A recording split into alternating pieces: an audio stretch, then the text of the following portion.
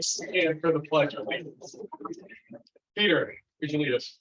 Pledge allegiance to the flag of the United States of America and to the republic for which it stands, one nation, under God, indivisible, with liberty and justice for all.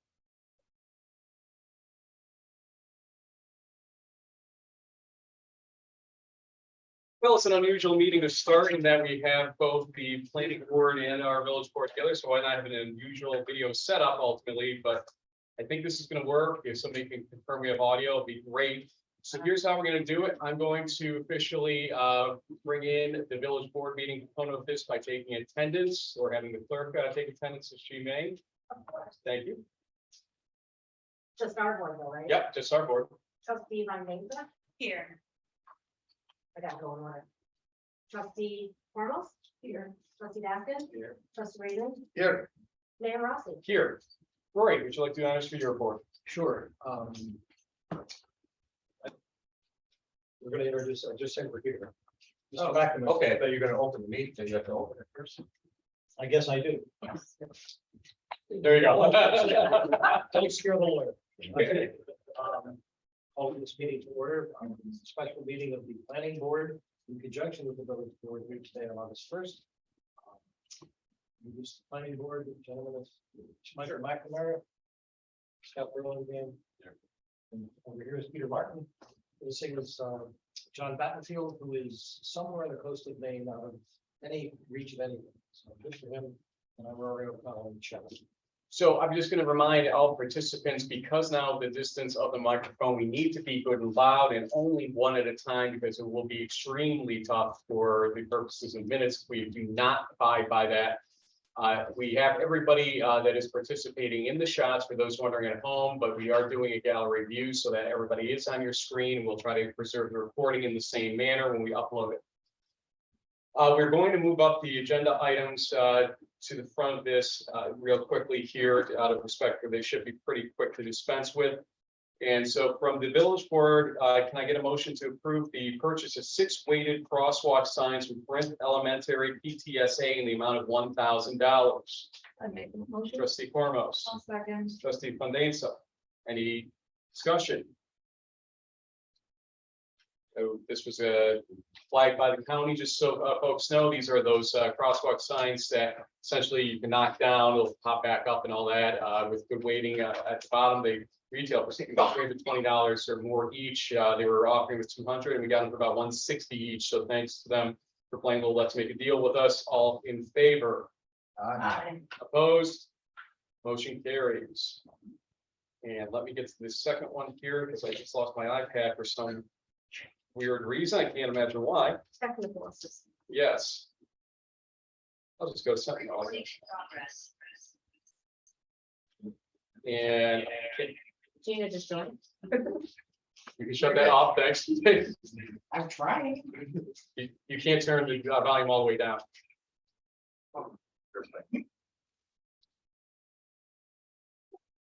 Can I get a motion that her do exact wording of it? Can I get a motion? I have copies to. Thank you. Take 1435 to buy food for under. I'm doing it on the what I said.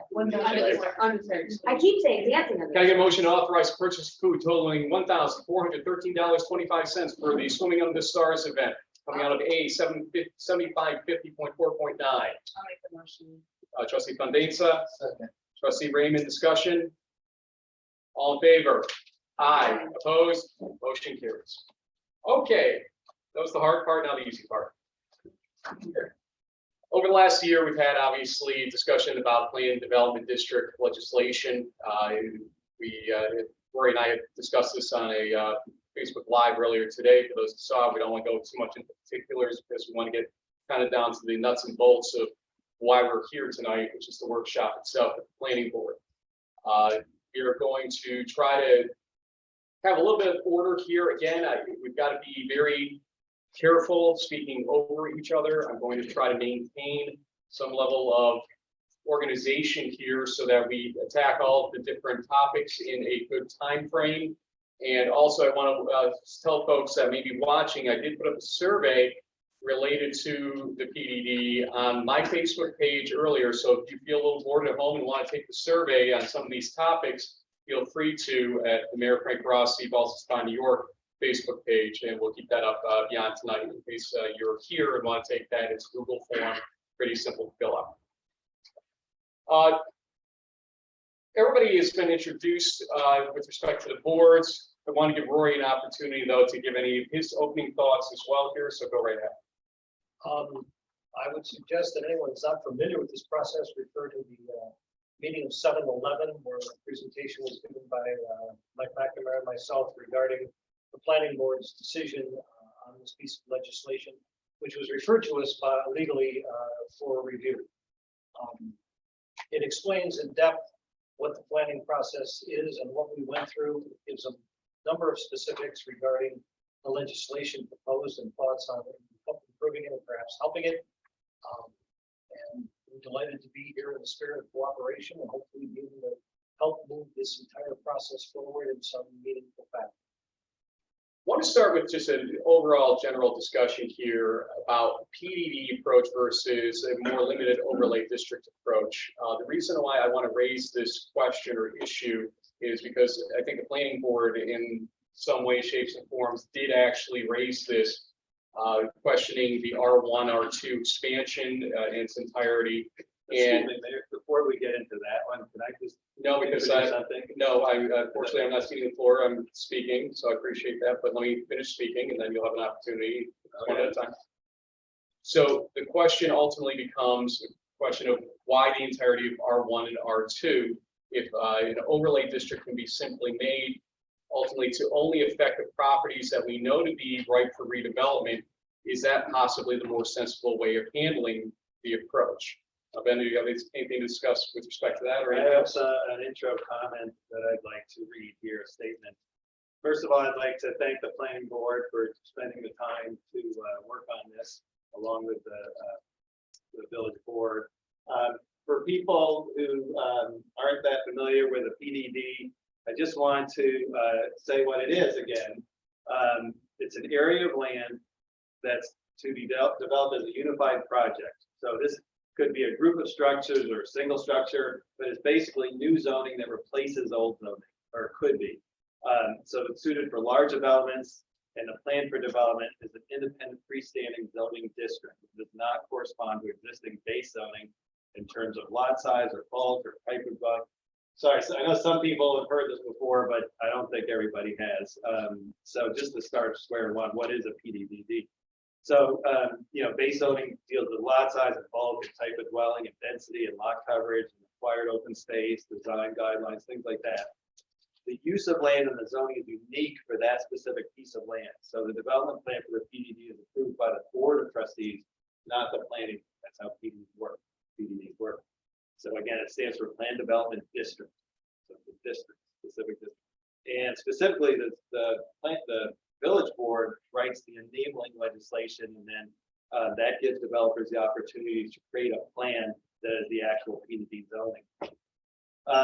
Now, one question that the public has had and that the planning board had is why are we have a PDD at all?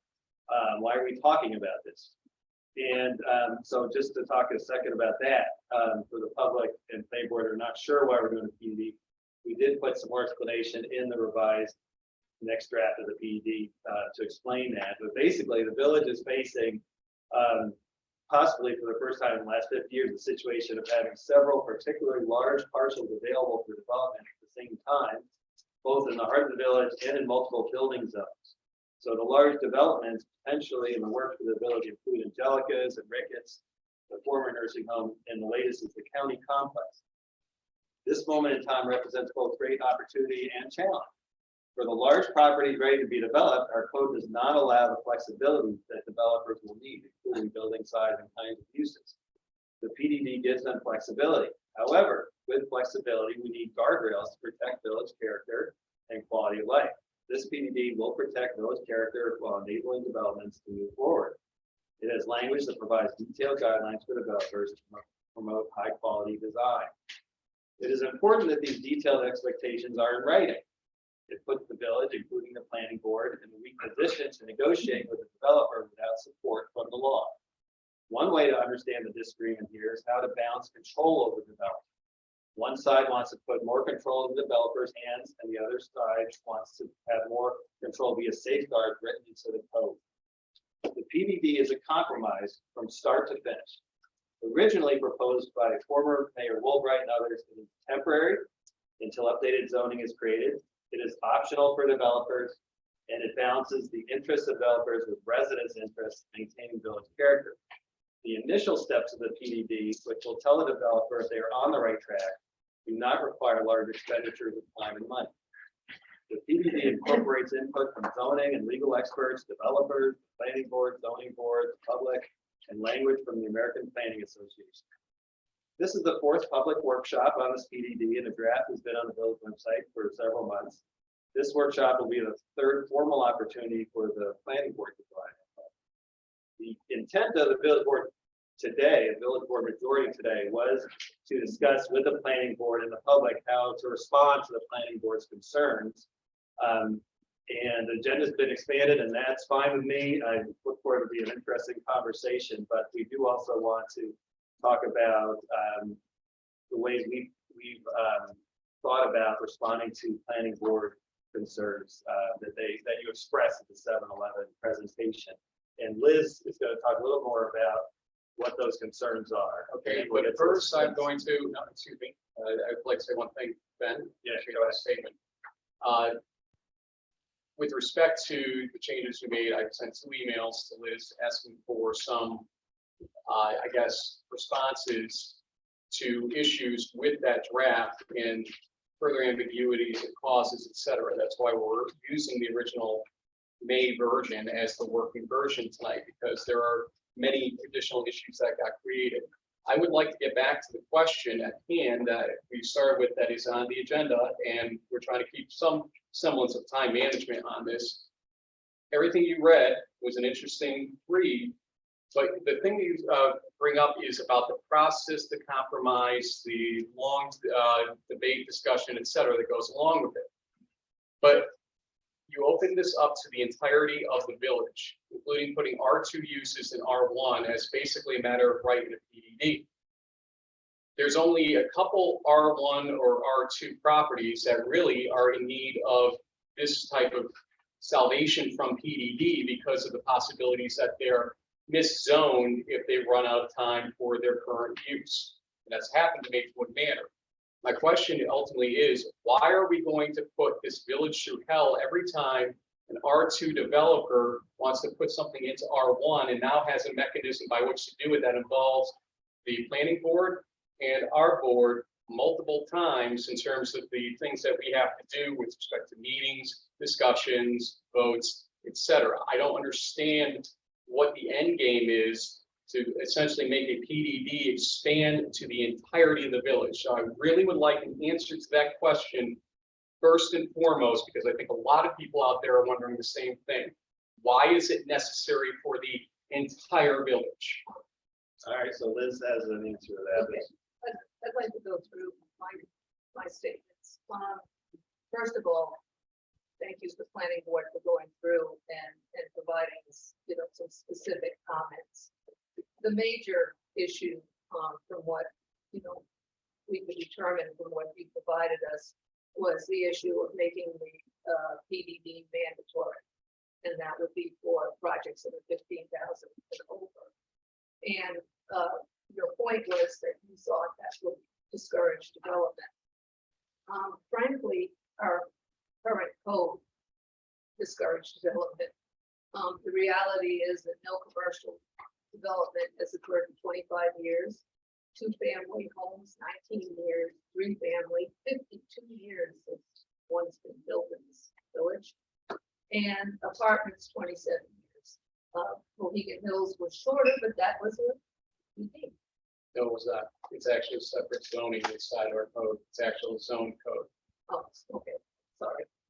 The fact is that the prospect of the county moving out of Ballston Spa is likely to discourage any large development projects. due to the loss of a large number of employees. It's almost like, when a factory closes down in a town, it has a major impact. It will be another year at least, maybe 2 years before we have new codes. The goal, which I think you agree with, is to encourage development now on some of these sites. The PDD is a valuable tool for the village and the developer, but must direct the developer to create projects that respect the character of the village and the desires of our residents. In light of your concerns, we decided to make the PDD optional. That was a major decision, such that developers can choose to go under the code. We stated that the code was not perfect, but could still be workable. So it is out there for developers to use. So Carla's got the language, but it basically says the PDD is an optional overlay zone, which applies to all property in the village of Ballston spot. So developers will have a choice whether to use it. Now, it's true a PDD requires more steps and might cost you more money, but for some projects, the PDD is worth doing. Because of the type of project that a developer wants to do and the inflexibility of our zoning code. One of the second concerns is that was about the historic district. So we added properties within the designated historic district shall be required to meet the current historic district requirements as outlined in the current code. So that's should satisfy that. There was a concern for some Can I clarify something? So here, would it be increasing the burden so that a burden has to be met at the Historic District Commission plus the PUDD on top of it? You're saying? In other words, a project would have to go to the historic district as well if it is in the historic district, because So that's a yes. Okay, just want to make sure I'm getting that straight. the concerns for expiration and granting extensions, we changed the language to be if a PDD is approved by the village board of trustees and construction has not started within 24 months. Good levels. Within 24 months from the village board of trustees approval of the zoning change, the approved PDD shall become null and void and the property shall revert to the zoning effect at the time. Phases with approved development must have fixed deadlines, which also expire in 24 months of the start of the subsequent phase, and will revert to the zoning in effect at the time. Village board of trustees may grant 6-month extensions upon request, and we did not limit the number of extensions, so we would ask for that. One of the things that Mayor Rossi was concerned about would be the combining of lots, so that somebody would buy up a few lots, combine them, and then put a 15,000 square foot or larger project. So we added a provision, and Carla can make sure that our language is correct, but basically what we want to do is freeze the lots as far as PDD is concerned. She is concerned from discussion we've had about the approach may not pass muster in terms of landowner rights across the board, that it would be unfair in terms of landowner rights. So you have to be careful there according to her. I won't belabor the point, just want to make sure that it doesn't get lost. But that, in other words, some way of saying that you can't combine lots. There was a lot of public concern about the R1 and R2 residential zones. We did add language saying projects in residential zones R1 and R2 shall be visibly compatible with the residential neighborhoods surrounding those projects and not detract from the residential character of the neighborhood. We also maintain that residential development or any development in the R1 and R2 not exceed 3 stories. The R2 uses, except for residential, would be allowed in projects less than 15,000.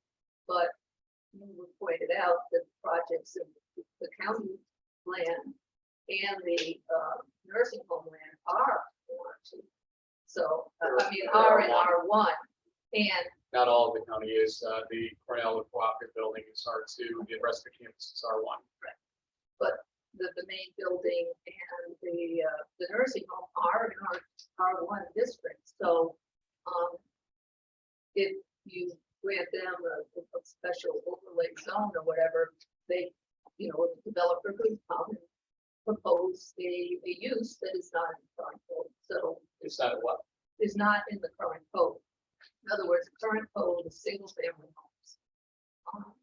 Frankly, they're suburban lots with, pretty big requirements for lot size and setbacks, which really don't match the surrounding neighborhoods. So, the ability to use a PDD to propose, let's say, a housing, project in that area would allow for the developer to, they put the homes close together as they are on the surrounding streets, potentially do some apartments. That'd be one. The planning board requested in their presentation, not in their documents, to add a provision to waive the stated height restrictions.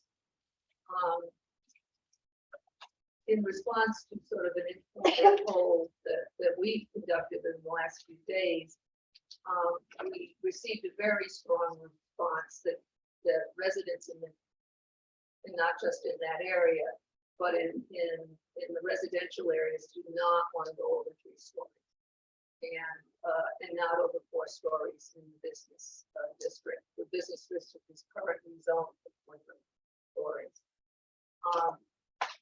Over 85% said 3 stories or less, and 40% of those said keep it the same, don't change the heights. Some of the quotes, keep the small town village you have. I would see no buildings over 3 stories. Definitely nothing like Ellsworth Commons in Malta. This came from Facebook and not a Fuller survey. I remember these comments. This is not a formal survey of any sort. You're counting comments, not a survey response. I just said it was an informal. That's survey. not even a survey. Keep going. You don't want us to interrupt them, don't interrupt. I think unfortunately truth needs to be a paramount importance or something like this, and that was disingenuous. Continue. It is a Are you formal survey. Yes. Actually, may I have a quick point of order? I thought this was a discussion for tonight. There's kind of time limit and, this has been going on nearly 8 minutes. And I would like to have a conversation rather than, long-winded sort of explanations. And we all been able to read this, so You have another we have page to planning go, board correct? here. Are you doing? Do you have another page to go? I would like to finish. I'm just Because curious. Do you have I'm another going page to go? through the planning board's comments. and Okay, addressing but them. our planning board is here to discuss their comments. That's what Bernadette's saying. I don't know why you're talking at the planning board when it's supposed to be a cooperative discussion. I am doing so in order to save time, because we don't have to discuss points where we've already agreed. The other issue is we didn't have an opportunity to provide this kind of content on the agenda. And so we thought we would just provide the content that we think is important now and then get to your agenda and then have a conversation, but at least get this information out that we thought was important. We've all received the revised version. The revised version is, as I said in the email, a train wreck because of what it did. We have not discussed a response to the planning board until now, so I think she's almost done. And Do you treat guests in your house this way? Because that's what you're doing right now. You're walking over these folks when they're kind of guests at our meeting as much as anything. It's their meeting and our meeting, and we're just basically going at them. Can we have a conversation with them? yes, I'd like to have a conversation. Fine. May I finish this if you had finished? You've got another page to go there, Liz. Yeah, and if you had not. I've been timing you, ma'am. You have been going, and I paused it when there was back and forth. You have been going nearly 8 minutes. So please finish up what you're saying, and please be courteous to our guests here who are here to share their expertise. Well, since everybody's interjecting, I'm going to interject. Go ahead, Sean. And I think what's establishing, what this is trying to do is establish a baseline, maybe not necessarily for the planning board, but for the public at large out there and the folks that are watching. So they have a background. So, well, Perhaps, but this is a very complicated matter. It's been a months-long process. So I'm honestly trying to, my initial question, Sean, with all due respect, is trying to decomplicate this whole process, because I'm asking why in a village that has about 4 to 6 properties that need redevelopment, we're taking this entire map, especially the map piece in blue, which is our R1 district, and putting it at odds with the PDD for some unknown reason. This is needed for 4 to 6 pieces of property in our village. What are we doing? And nobody has answered that question so far. as you clearly stated, that we know of 4 to 6 property. We don't know what the future holds. So So do you want to put R2 into R1 at will? Is that what you're trying to tell me? Is that really where this is going? Because, Interrupt you. well, hold on. No, that's the first time I'm going to answer. No. Okay, but why is it here then still? Why aren't we just carving out the R1s and the R2 that we pointed out, the CBD pieces that we pointed out? Why aren't these the only things that this is applying to? Because at the end of the day, Ben, we pointed out the supermajority possibilities and whatnot that might be required with a 20% protest petition, et cetera. Wouldn't the easiest way to get this done be to get everybody on this board in unison on this? Because ultimately, if we could find some solution for just the redevelopment properties that takes into mind some respectful height question, which to me is essentially, if it's X feet tall, let it stay X feet tall. Okay, they have to tear it down because the building's not really usable anymore. Put it back up the same height, essentially. There was some weird gymnastics being done in the rewrite that I think we're maybe trying to accomplish that, but that's the easiest, simplest way to make this workshop a 1 hour situation and not much more, I think, is to honestly say, get rid of R1, get rid of R2, overlay this only on the redevelopment sites. And if there are a couple additional sites beyond the ones that we're talking about, we can bring them into the picture right now, or the next week or so. Somebody else comes to us and says, look, I really need some additional flexibility, and explains to us why. We can easily add them to that overlay map and make this a simple overlay district. Go ahead. You don't think it should apply to the, like, Angelica? Liz, you know what? You're poking them to stop talking, but this is actually one of our most productive pieces of the conversation so No. far. You interrupted, no, Well, you interrupted She my was in the middle of speaking, something. and I have But a she right. does have something she wants to just finish up, and then let's do this conversation. I would like to have this conversation. Ben, She just- I may not stay awake in time for the conversation. All right, just read a little faster. Okay, Sorry. please maintain the aesthetic of the village for the CBD. Keep it 4 stories. Ellsworth Commons looks horrible in Malta. 4 is fine. Residential, no higher than the current buildings in the village. Nothing higher than what is currently here. Single family, I'm against 2-story apartment building. Single family zone should stay the way it is. Keep to 3 stories. These are comments.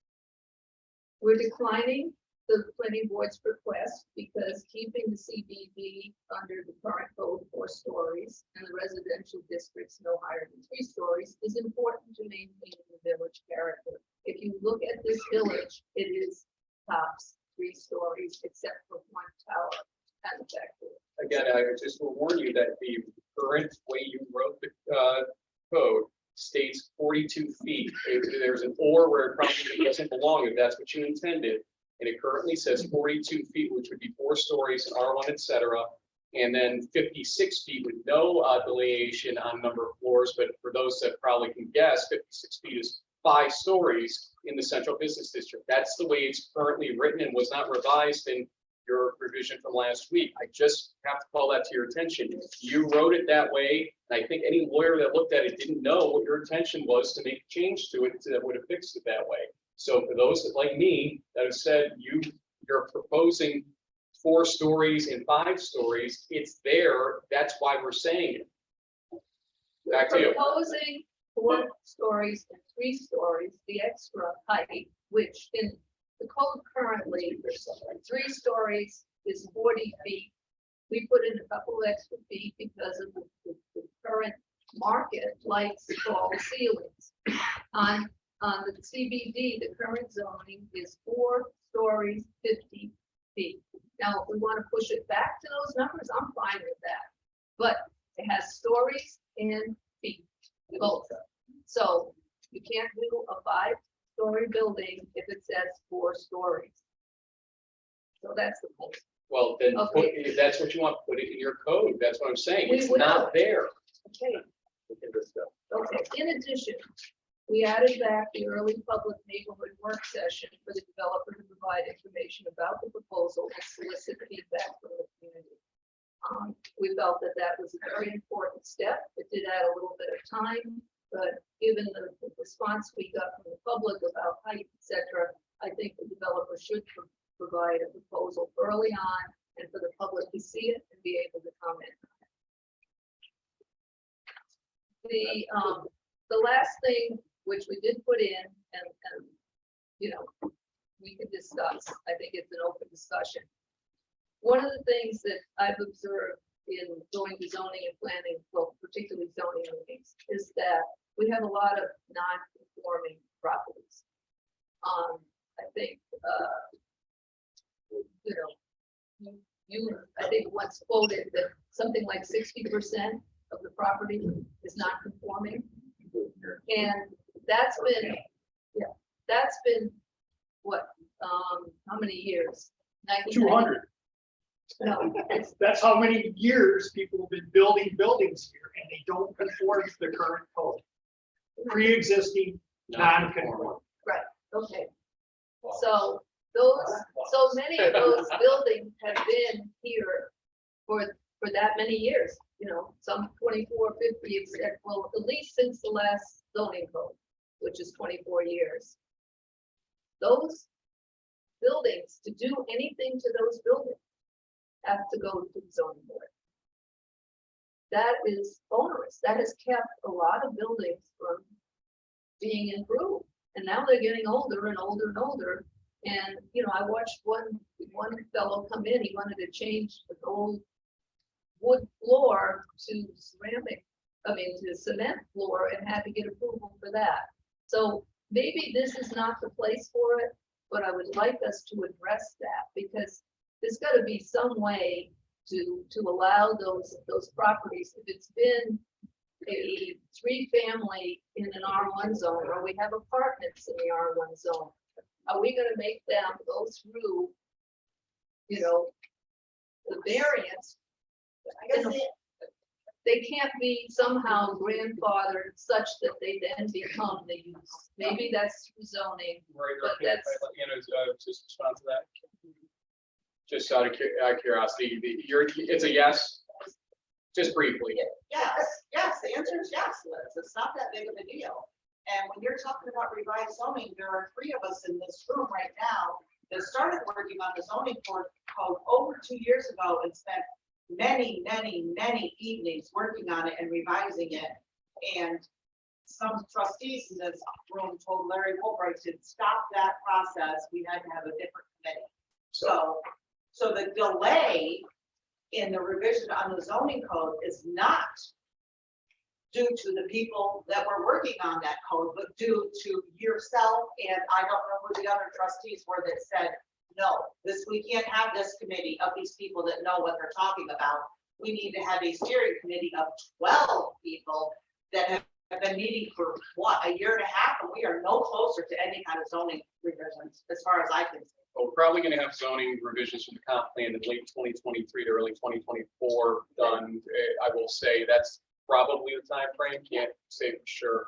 and that's the reason why we're here today, is because we want the property to be developed before then. But that is the process. Ballston just went through the process. Your zoning has to reflect the comprehensive plan, and our comprehensive plan is 25 years old. $200,000 plus later, and not much to show for it. A lot of Ballstonians are wondering what the hell they got for their money. Ultimately, I got to be honest. So I don't know if that's necessarily the comparison you want to draw here. The point I want to go back to, and I'd like to have some of the planning board's input if I could. So if you could incorporate this when you do say something. Again, am I off my rocker to suggest that this should be nothing more than a simple overlay zone of the properties we can identify as likely redevelopment properties? Say that, and anything else. Okay, so just common sense to me, I don't want the R1 and R2 open to stuff you read there is very good. I just, our board members the same way. There's too many things that can happen. The board's not always gonna be the same. So if we open the R1s and R2s, there's too many issues that can happen. And the people in the audience will all tell you that, I'm sure. So I think you guys just have to kind of look at that. I mean, you are willing to come our way a little bit, which is good. If we don't get the same page, we will never get a developer in here. They looking at us like we're two different companies, two different factions here. We have to try to all come together here and let's iron this thing out. I mean, you got the planning board. You agree with me with the R1 and R2 should not be in PDD? I was gonna ask Mike McNamara to speak next if he could. Sure. Well, I appreciate that people have come in our direction. Yeah. One of my biggest problems with it is that it's a mandatory process if you reach that 15,000 square feet. If you don't make it mandatory, then it becomes less of a threat. And then what we have is a PDD that's not threatening. If someone has the option of using the underlying projects that are just a little over the threshold, may choose to do that. Very large projects that want to do different things, in the very areas that we are trying to get somebody to invest. I don't think that they're going to do the PDD, and the underlying zoning may not be good enough. So, okay, it's less of a threat, but we want a PDD that's really going to attract development. What are we trying to do? Trying to fix and address these problems. And frankly, my opinion doesn't matter. It's the opinion of the developers that are going to risk their money and go through this process. They're the people who should be talking. And I don't know if it goes far enough to become something that is a partnership between the village and the developer to invest money in these areas. And I want to point out one thing that I don't know if got stated when it was read, but in the revised situation, you actually took out the 15,000 square foot code piece. You said that properties under 15,000 square feet, R1 and R2, could qualify for PDD usage, which actually was a huge red flag to me because now it's inviting again the unintended uses to come in the door and say, hi, we're here for our PDD. Let's get ready for the next year and a half of process everybody multiple times over. And that concerns me greatly. That was really only for properties to redevelop what they have work, not to create something new. Said that in language, but it is a little wordy, this that piece, and I'm sure it benefit from some additional crafting. I think there's a basic difference in approach that I think is very clear between some of the people on the board and other people on the board when it comes to who should be in the driver's seat and how much where the balance of control happens in terms of development. And so I'm actually, as a concept, the idea of the overlay district, I'm not like opposed to the concept. My concern is that it is used as a way to wipe clean all the safeguard language and guardrail language that we have worked to put in this, because the three of us think it's very important to not allow developers to do anything they want to maximize profit. But we feel it needs to be some things in law in writing beyond what's in the code now to protect that and protect the quality of life, protect the character of the village. If we can do that, it is awkward to have the whole thing there when we don't intend for small R1 properties to be like redeveloped. I'm glad to hear that. I really am glad to hear that. No, we don't want it. That's not the intent. The intent was to allow the dilapidated properties that are unable to redevelop because they're antiquated, they don't conform, and to address the big properties. Those are like the reasons for to have this whole village-wide thing. Can I ask Carla something on your point? Hello, Carla. Hi. The question of not having a guardrails inside an overlay zone, that is not accurate, right? You can have certain design standards, et cetera. It is like a PDD in that respect. It's just a question of you're controlling zoning with an additional zoning option ultimately, but to get that option, you have to have X, Y, Z. Is that not correct? So actually, Ben and I spoke about this earlier today, about the whole idea of the overlay and that you can, and you did bring that up, that concern that the overlay wouldn't have a lot that is in here, but you can take a lot that's in here and just put it in this little circle, and in this little circle, and in this little circle, and it lays on top of the existing. So yes, you can take what's in here and put it in that overlay. So the main difference would be that instead of applying it to the whole village, you would have a list of property. You would have a map. You would actually have a map, and it does not have to be contiguous. So you can have the Angelica property, draw a big red circle over it, and then you can have the Maplewood property over here, and you draw a big red circle over that. You could have like Swiss cheese, Right. but that's how you can do it. A lot of And then we things- could just take the rest of this. Well, but here's where I'd be careful. Here's where I'd be careful with that, because not every property is well suited by everything that's in that. Okay, I think, for instance, the idea, I think in CBD, you say pull the building to the street. But you gotta be careful and make sure you're being cognizant of property by property. It's not gonna necessarily have the same design standards, so either you're gonna get very onerous and long-winded, or you're going to say to yourself, well, okay, be in the neighborhood character, meet a few standards for sure. There's discretion on the part of the planning board, ultimately to handle it, et cetera, et cetera. Well, I have a think thought. that's where we need to figure out how much do we want for Well, anything. Right. so I don't remember if you remember, Ben, very early on in the process, like you like comments on the PDD. And a lot of my objections weren't on like design standards. It's to me, it's a little much, but I agree with a lot of those. Perhaps what we could say instead is encourage. We're practical. I really appreciated that the last time when we said waterfront. I mean, that's not always going to be possible. I look at the Ricketts site, for example. Some of the stuff just doesn't make sense for that. Like, Pulling it to the street there doesn't make sense. I don't think so, because, you got residents in the back who probably don't want parking right next to their houses. And then also, I was just concerned about,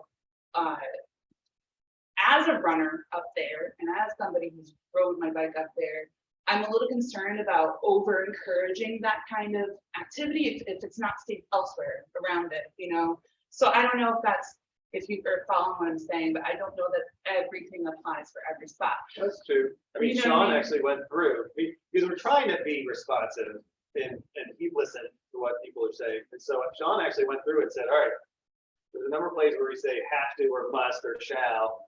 Where do we want to change that to encourage? So a lot of the document actually does talk about, consider this. In very few locations, say shall. So, I mean, it. But it is a good But you know what I'm point. saying? Yeah. That's I think we that's agree. some of the disagreement in a lot of this is just being over heavy-handed on this. Or your chair of your committee, I don't want you to feel like you can't speak here in this discussion, but what are your views and thoughts here so far? I have a variety of. What concerns me is that what I understand from what you've been saying is the basis of the entire presentation. I don't have the newest document, okay, because we're still dealing with humans. It seems to me that you three have taken on the role of protecting the village for some unknown reason from something that is very unlikely to happen in a real world scenario. Here's why. Most developers that want to do something, let's use Angelica, because God knows, we'd love to see something happen there. Most developers that are going to look at a project of that magnitude in excess of 50 or 60 million dollars, all right, are going to do everything in their power from the beginning of their interest to find out on their own, with their own money, what everyone in the village wants, what can be as practical there, and is it worth them pursuing the dollar amounts, okay, that they have allocated for that project. If it is, then they're going to do all of the public meetings, the contact with everyone in the village. It could take a year or more to get everybody's opinions in place. But the point that I want to make here, folks, is that the Board of Trustees in the village has the final determination. You guys have the control and the power. So all of the rest of this is superfluous. It makes no sense. A developer, all right, and correct me here, gentlemen, you guys work with them all the time. But a developer does not want to have explicit criteria, 2 pages or 5 pages or however many pages this ended up being, 14 or 15 pages long, telling them what they have to do. They already know what they have to do, what how much to check.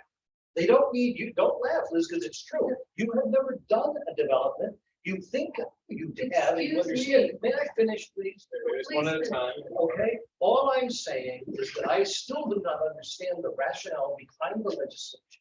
I think the idea of overlay zones that Mayor is reporting here makes some degree of sense, because at least you give a developer the idea that, yeah, we'll look at these things in this area and give us some things to work with. Let the developer do the job that they're paid to do, because unlike what you said, Ben, okay, it's important that a developer makes a profit, because if they don't make a profit, they can't build what might benefit the village. Profit is not a bad thing. Okay, controlled growth and development is possible without a piece of legislation 14 pages long. We could work together on this and come up with things. I've got experts on the planning board that do nothing but this for developers. I think they'll substantiate what I'm saying. So that's my biggest problem. I would like very much to have a dialogue with you and Elizabeth, okay, and Sean, about how can we do this intelligently as opposed to jamming it down a developer's throat. I talk to developers, and this is a fact, there isn't a developer that I know of that'll come near this village at this point. It has nothing to do with this document. It has to do with the rumor mill. It has to do with the fact that things are very, very difficult here in the village. The politics aren't good. There's a power struggle. There's all manner and need of things going on. A developer doesn't want to deal with that because they're risking too much money for an IFCA. Period. Well, I agree with the last part, Well, thank you. but first part I did not. Well, of course, agree with. you would never agree, because if you have an agenda, and I respect your right to have it, but that doesn't, what if you're wrong? What if you're not correct? Well, I Well, got life if experience. he's wrong, we actually are putting in enough safeguards in our normal zoning, et cetera, and in this overlay zone, if we go that way, to ensure that if we're wrong, it should be pretty obvious to somebody right off the bat that we were wrong, or at least in the 6th month of it, we're wrong. I want to get Scott's take on it, because Scott doesn't get to join us that frequently in the audience, and it'd be good to hear his voice and his thoughts. Although I would like to respond. Well, let's just go, we're going to finish basically going around the horn once here with the planning board, at least get some initial thoughts here this way. So I agree with what Mike said. I think making it optional takes a lot of the risk away from the developer. They don't have to choose that. They have base zoning that they can fall back on the parcel. I think also making it optional makes it collect dust on the shelf. I don't think that the developer would choose it.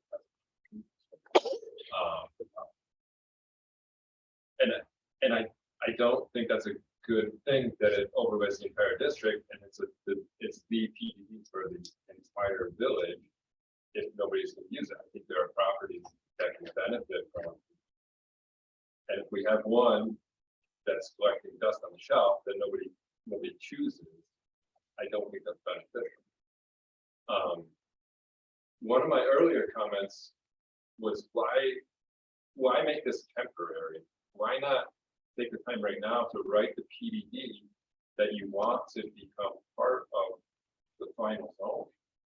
Right, there are the properties that we're talking about, they can benefit from a PDD even after this new zoning has been revised, right? I think the new zoning should incorporate a PDD. That was one of the ad hoc zoning committees. I have a problem with that, but Well, one reason we made it temporary. It's got done, just to make sure we're not cutting him off. So I think I would approach it that way, that we want to write the PDD that becomes permanent, that becomes part of zoning. Maybe it gets tweaked when the final zoning is written, but it should become permanent. I think that takes some risk away from the developer too, and it makes it more attractive. If it's an overlay of the same thing, also. Yeah, and so we've got Ricketts, that's an acre and a quarter, right? Ricketts is a smaller site, and that's a tough site. They might not even Maybe do A PDD might not even be applicable there, right? Right. Angelica's almost 6.5 acres in a central business district where the rest of the parcels are 1/4 of an acre, 1/3 of an acre, right? It's an obvious misfit in that district.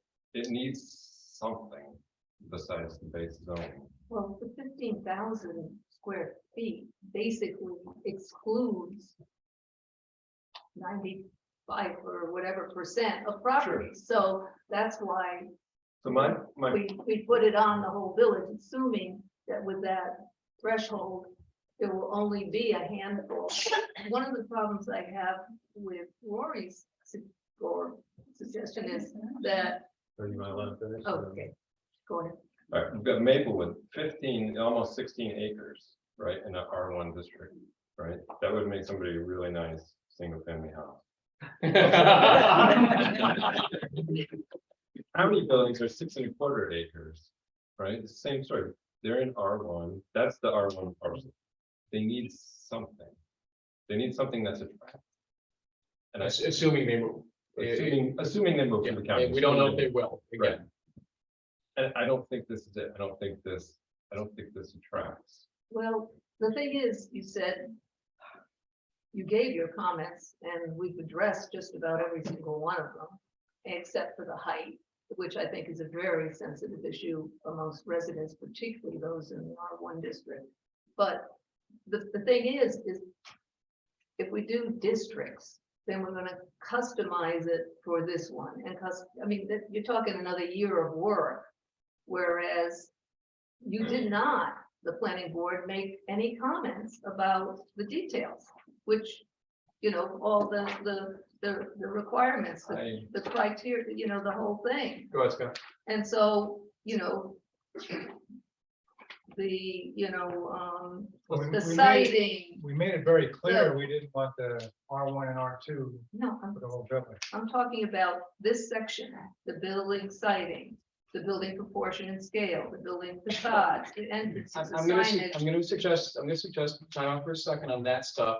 No, I think I the, just want to make the point that the planning board did not make hardly, I don't think this last round, the first round you did, and we softened the language on some of them, but you didn't touch that. So I've got to assume you're okay with it. Well, I can explain that. That was me telling the planning board what to do on that one, because under the code, the planning board isn't required or directed to do that specific. So in the memo to the village board, from the planning board, they tracked what the code required. But then at the last meeting, they did present all the rest of it. But for referral purposes, the code doesn't say go through it like this. So I had them, for lack of a better, for better or for worse, I followed the code and had them do. But they did do the presentation, and there was nothing about these requirements, because I think those requirements is something that should end up in our zoning. it was a 14-page document in a 30-minute presentation. There is no way in hell they could cover all of that stuff in that time. And this is why we're here. Go ahead, Scott, sorry. So I think too, and this is a comment I made to Rory when we were reviewing the initial document, the fact that the initial document was triggered for anything over 15,000 square feet and there was no option. I said to Rory when I met with him, I said I could go into specifics, but to me this is so upside down because it's not optional that I feel like I'm kind of wasting time on that. We're gonna So send this it is back to you. Right. And you can then go through those criteria, and I think if we're even considering 6 different overlay zones and they have different characteristics, we're gonna end up with 6 documents, because Not No, necessarily. no, you can actually, if can I'm sorry. Absolutely. Okay, I'm sorry. Well, so last comment, two comments. I would be careful with guardrails. I think guardrails are necessary, but I would be careful with too many. And then I don't know if there's a way to do it, whether, or if you make it parcel specific, or it's based on parcel size.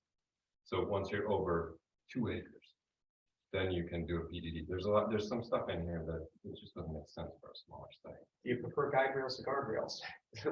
Whichever kind of rail. Right. That's a Sean Green joke. It's to have development, which is in a PDD, which, you know, it's not zoning, so it's kind of wide open. And, you know, I appreciate the expertise on the planning board, but I see a sophisticated developer coming in and proposing something. And maybe you tell them, no, you shouldn't do that. And then he'll come back and say, you don't have that in writing. So I'm gonna fight that. So, so that's to have this stuff in writing. For one, it gives a developer a clear idea of what we're looking for. Mike, So I was asked to give the presentation on the specifics, and I will tell you that I did prioritize the big problem that I saw with it. So, yeah, I did not get into the weeds. As far as having the guide rails, it's a discretionary act of the village board. That's the guide rail. I think it's counterproductive to overload it with things that send that message out to the developer. I'm not welcome here. You know, every developer that's going to go through a PDD is going to make the rounds. They're going to talk to people. They're going to figure out if they have a. I don't think you should limit yourselves either with some of what was in there. I think it should be as flexible as possible. And one of the specifics I did get into was the waterfront, and it said, you know, access to waterfront has to be given if possible. I said, well, how about it practical? Because So it's feasible. is the possible. word I use. You said Feasible. private. We changed that. But still, I mean, just as one example off the top Well, of my head. Seems very simple. But it is very small because, Yeah. but it's death by 1,000 paper cuts. so I just want, I think can I that's- jump in for a second? And I think I would like to take kind of one step at a time here, just to knock off things as we can.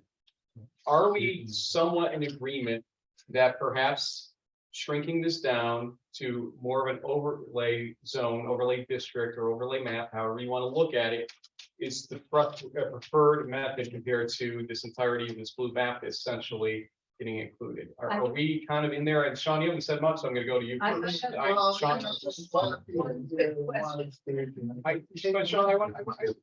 hear from you, honestly. It's, Mayor Rossi, I just have one quick question Yeah. on this proposal.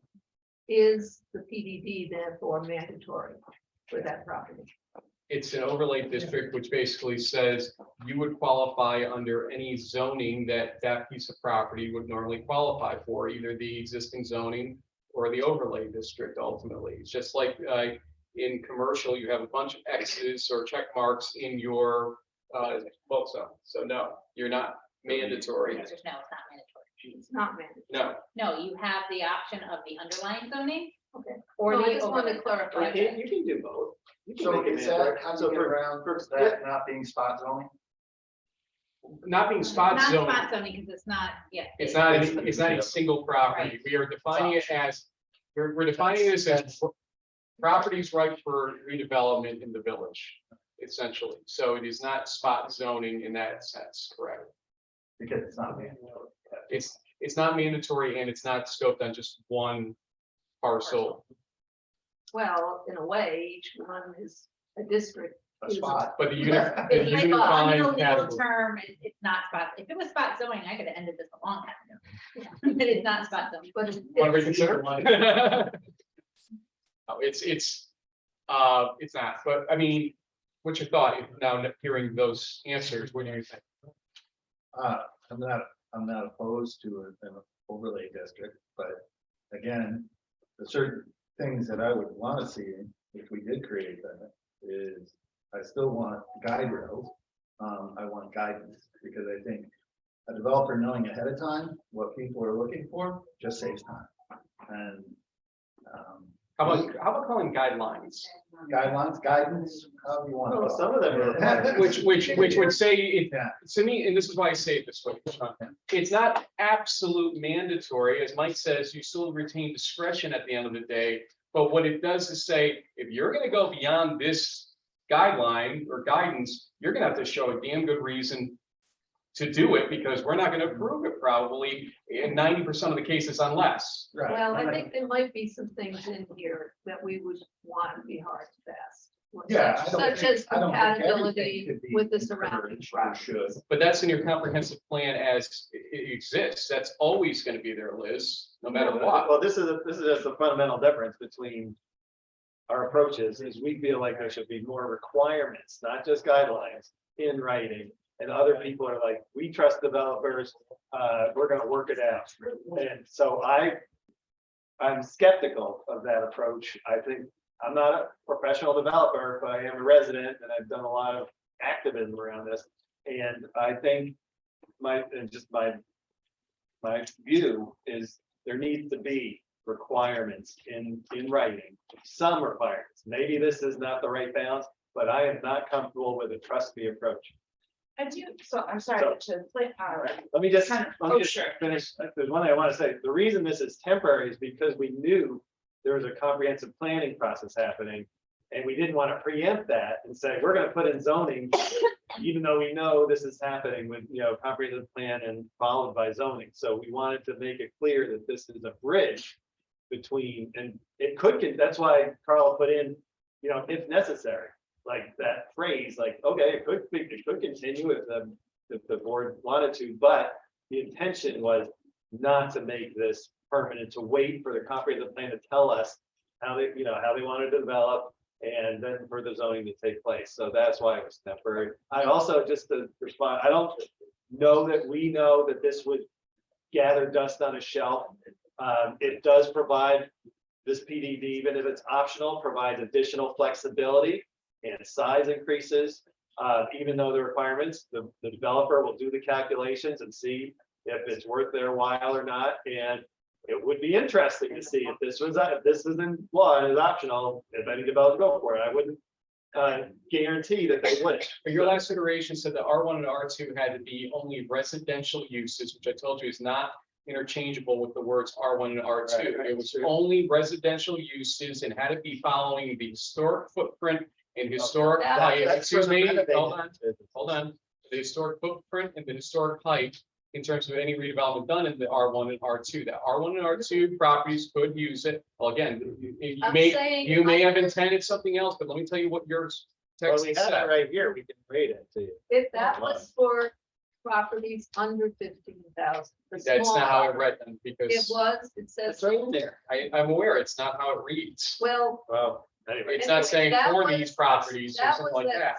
the special case, which I'm basically, looking to this group to say, is there a way we can deal with non-conforming properties and allow them by keeping them to their footprint size, their height, etc., such that if you own the 3-family and the single-family zone, and there's a whole bunch of them in my neighborhood, you could actually do something to that building. You could even replace that building with. They a could new go to building. zoning and they could go to the planning board as normal.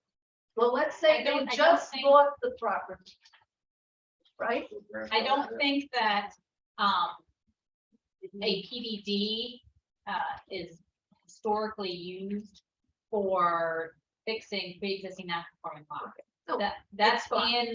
it's in village law, it's in municipal law, and it's in your code, and it's just, if it's pre-existing non-conforming, you gotta Deal with it. You gotta separately. deal with it separately. That's I don't think that that should be part of a PDD, and I think you're probably gonna, if you take that out, it'll be like. Okay, that's fine. I mean, I just wanted to raise that as an issue, which has basically kept development. We know of some cases of buildings that have been empty for years that are non-conforming, and they sit there empty because they cannot even rebuild the same building. I think the one that Because I they- lost is an owner caused issue more than anything else. I hate No, to tell you. that's the Scott problem. was trying to get a word in edgewise from all of us, and I'm gonna keep fighting for his voice tonight because he's a more soft-spoken guy, but be loud, okay? So my thought on that was, let that work its way through the zoning process. Right, let the PDD that we're working on tonight cover the. bigger But the zoning properties. process won't allow anybody who just bought the property. They won't, maybe not right now, but let that work its way through the comprehensive plan and let the, when the zoning is pre. I mean, Kind of flush itself out. it's. And will use variances apply or not, I guess is the question. But I just have to say one thing. Yes. Okay, I would like to hear from Kevin McDonough, who has had, I'm gonna say, he has had more experience with the village and the building stuff and zoning. He wrote part of the zoning code, I believe. He has done this more than anybody else in this room. So I would like to hear from what he has to say about these proposals. And what you keep saying, Liz, which is, I mean, it comes to the zoning board, so what? If you're gonna buy the property as a 3-family and you want it to be a 2-family or 5-family, you come to the zoning board. People that buy property are not ignorant. If the board would allow it, I would really like to hear from Kevin. Kevin, briefly, if you wanted to just add something, then Yeah, I really. do want to get back to this. You look thrilled. Yeah, I think that we probably had the Kevin McDonough, also Thank you. from New York, and in the village. I really think we got the cart before the horse here, and I agree with what the heck we're doing with the PDD. To an extent, yeah, we've identified certain parcels of property within the village that could benefit from a PDD. I think the mayor pointed out and made a good point that why don't we address those R1, R2 properties specifically instead of encompassing the entire R1, R2 area. I think that's a good idea. The PDD for an Angelica property, I think it's pretty. But you gotta look at these properties as well. The Angelica property is a brownfield property. When you want to talk to developers, developers have all kinds of pastoral acres surrounding the village of Ballston spot that aren't brownfields. Where do you think they're going to develop? They're not going to develop on a brownfield. And Ricketts property is going to be the same by the time they're done. In fact, they may be even more restrictive with their end use requirements because of the contaminants that were in the ground there versus Angelica. So you got to take a look. It's not just 6.25 acres of the Angelica. And part of that 0.25 is across the Gordon Creek. It's not contiguous property. And another portion of it is actually a driveway that bends around by David Trout's property. So when you take a look at it, it's good 6 acres. It's a good sized parcel. It does need to be developed. And PDD would probably help it. But again, keep in mind, it's a brownfield. But I think the most important thing we do is develop the comprehensive plan. But you're guessing what the comprehensive plan is going to be for the PDD that you put together now. The PDD should follow the comprehensive plan. The village should put together the comprehensive plan. Just don't to protect that comprehensive plan. The PDD goes along with it. And to your point, Kevin, I just want to say that last time I sat down with a couple of the members of the comprehensive plan committee and the planner, I made sure flat out to say, in case you lost sight of it, Maplewood and the county site needs to be really and truly considered because we know we have an R1 debacle now in Maplewood. And with respect to the county, who knows what's going to happen? We need to make sure it's handled now, not later. But are you suggesting that we put this on hold? I did work on the last application of the zoning regulations. A guy by the name of Ed Epperson, who lives up on Press Lane, Frederick Lane. He did the comprehensive plan. Myself and Albert Whipple worked on the zoning board or on the zoning regulations. And we didn't do them in a vacuum. We had the entire village involved. And we put together what we at that time called guardrails, which you guys find offensive. But we put together those guardrails, which protected the character of this village for all these years. In fact, we protected the character of the village for all those years so well. The majority of you sitting here decided to invest and move into this village. Absolutely. And now you want to take away those protections. And those were put in for the residents. They weren't put in for some developer that's gonna come into the village. They were put in to protect the people that were in this village. And I don't think there's probably anybody more passionate about protecting the village and the character of this village than I am. I'm in a home, I'm fifth generation in the same home. Fifth generation, same home. So I got a lot of history here. I'd like to see your input on the details here, because that's what we're trying to do, is protect what we've got, but still allow some development to happen. I don't disagree with the people. Don't get me wrong, I'm not disagreeing with that way. That apartment for the boys, give the confidence. Make that the most important thing. There aren't gonna be developers jumping over each other to develop Angela because it's a brown. There aren't gonna be developers jumping over us to get some records. The Well, the, nursing home building is. We don't even know what's going on with Saratoga County yet. We're in this big rush to get this done. You don't know if the town is gonna leave this shit. Everybody thinks that we're doing this on a roller.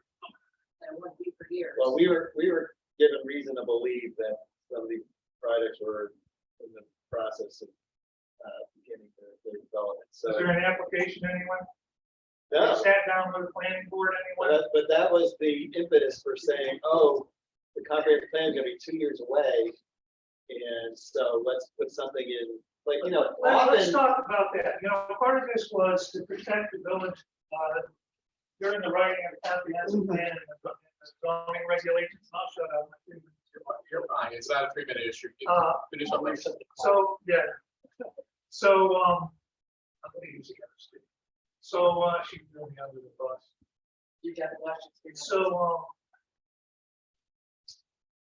the zoning regulations, comprehensive plan were last year, about a year and a half, it took us to do that, for both of them.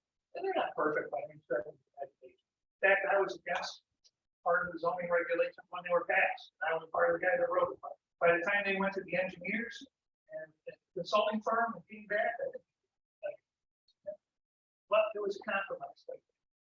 But my point is, part of the excuse for doing this now and why we're in such a hurry is so that we don't have to put a building moratorium in place while they're doing the comprehensive plan. I saw it in writing somewhere. Yeah. While we're doing the comprehensive plan and the zoning orders. We never put a moratorium in place where we rebuilt the comprehensive plan and zoning. So I don't know why that's even a discussion item, quite honestly. Well, And it shouldn't take 2 years to get it done. The We one were thing. told that somebody was. I've done it. Interested. I've done it, and it doesn't take that long. The one thing I want to flag though, ultimately, and the reason why I agree with most of what you're saying, but there's one asterisk overall for me personally. It is the Maplewood site, knowing that there is litigation going on. I can say this much, that there is litigation going on to reduce the assessment. If the other side got their way in its entirety, it would cost the village $45,000 a year while that new assessment was in action. And that's why I look at that site and I say, okay, now it's locked in at R1 and you can't get a use variance because you're buying the site, knowing the zoning, you can't apply for a use variance in that situation. That is the one redevelopment site to me that is the emergency situation here. Hit the panic button because we need to do something here to enable that. When it comes to the county sites, if we're already in that zone over there, maybe there's something we can do to include them in the same way. Everybody at this table has seemingly had input on Angelica in the past. If you're given an optional mechanism, then given another optional mechanism, Ricketts is the one we don't talk as much about because it seems to be smaller and less ready to happen because we know the cleanup is moving slowly now compared to everything else. But to me, the one thing that is especially problematic in this village is that Maplewood Manor site and what's going on there. And I know there are people trying to talk with them about usages, and yet what can they tell them except, hey, good luck with that, village board or the village code. You might have to wait till a comp plan review and rezoning that follows it. They'll be gone if that's the case, and there may have been a good development to be had in that time. Well, don't we already have PDD regulations? No, We don't have planned unit development? That's In the the issue. zoning? There is no PDD enabling PUD. legislation. There's no PUD, PDD, PUDD, none of that. So what How did the we heck do did on we home build, units? it was, Oh. Kevin, On Mill Hill. Kevin, what did we do on, Tanner, or not Tanner Road, on, Mohegan Hill? It was basically we created a zone, right? R2S. New zone creation. Yeah, Yeah. So new zoning was created for your project. correct. It's called senior housing, I believe. Residential R2S. district seniors. Yep. That was done by. So could we just create new zoning? But then we'd be preempting the comprehensive plan, so that's the problem. Well, but the question ultimately is, are you preempting something from happening by not doing it ultimately? You sort of want to make sure that if there's something in the pipeline, we get our $45,000 back or whatever it may end up being too. Well, that's a difficult site because of the age of the building and condition. Absolutely. It's a tear down. It's gonna be anything. Well, but And I am perfectly fine with the idea. Okay, somebody sent me the photo today of, you got the 1-story, 2-story, 3-story approach, and then you got kind of the upstairs parapet of utilities and whatnot. And to me, using just layman's eyes on this, looks like a 45-foot to about the top site.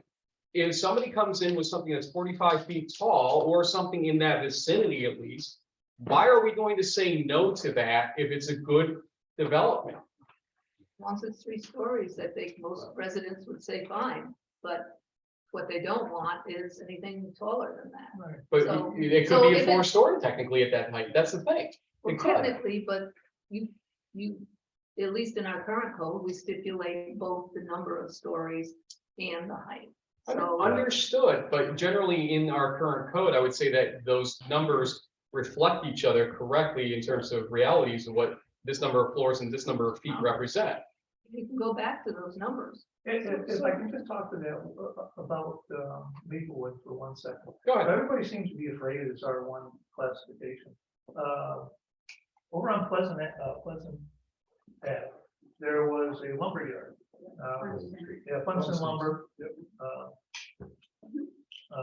That was turned into a single family home. They tore down the business and they built a single family home.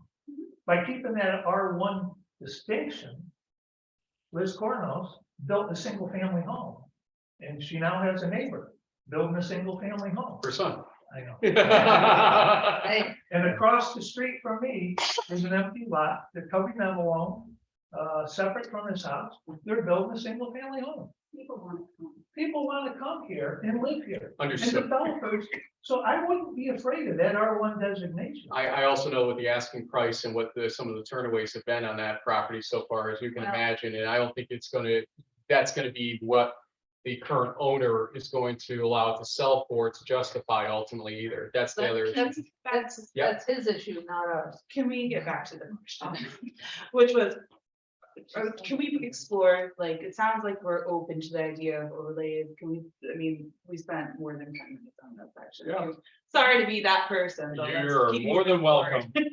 I think we should explore it and identify those properties. I mean, it sounds like you're open to it, Sean. I know I'd be interested in looking at it. It still would have a lot of those protections you guys are looking for, but at least gives us some direction to move forward. Well, how are we gonna, to do that, we have to go through this document. Yeah, but we're like, let's move on, like agree to Carl would be. like to interject if she could. Okay. No. Go ahead, Carla. It seems to me like that's the first question. Question number 1, is it overlay or all, village? The answer to that question, then, okay, if yes, overlay, then we go down and say, okay, let's identify the property. We identify the property, great. Then we go down to the next level and say, go through this and say, and maybe not tonight, go through this. You take the gavel, I'll be. And then go through and say, okay, this is how it is. I think really you have to really just piecemeal it together. Yeah, and that's what I'm So that's suggesting. what, just that we move answer forward. question A, and then if we got an answer to that, great. If we don't, then I'm not sure. But one of the things I want to say also is, I've been involved in drafting these kind of laws before in other municipalities. And one of the ways municipalities do it is they have specific PDDs too. Like this is a residential PDD and they're allowed here. And this is an industrial PDD and they're allowed here. And this is, and I don't know if that's something that's Maybe And because of- overlays. We'll No, never do that it. isn't. That, What? for example, well, they don't do the overlay on that. That would be somebody else that did. But for. Kind of complicated. I'm actually trying to uncomplicate it. I mean, in other words, to have a, That's exactly what I was hoping for when we originally started all this, is to have a PDD based on zoning, residential or rather than Yeah. trying to have it all. We stuffed it all together and it kind of became gobbledygook now. Just- It really need does. two, one for the central business district is where we started. And then one for the R1 district, because that's where the other properties are. Or for the CBD and commercial, that would commercial, group those together, and they require certain things, and then the residential. But what we've heard here is, I mean, you have said residential won't work, and I said, why not? That's what, the neighbors would love, maybe. What neighbor find It's just- I do. PDD and then Oh, residential no. area? Well, No, residential. single- I want residents in the residential area. Yeah, residential. Right, but the question is Maplewood Manor, which had an office and medical use. Are you against it returning to that type of use or something along those lines on top of residential? I think I am more about protecting the quality of life for our village, and that does mean aging in place for a lot of older residents. And I think that there are some grant opportunities, and I don't want to pollute a conversation.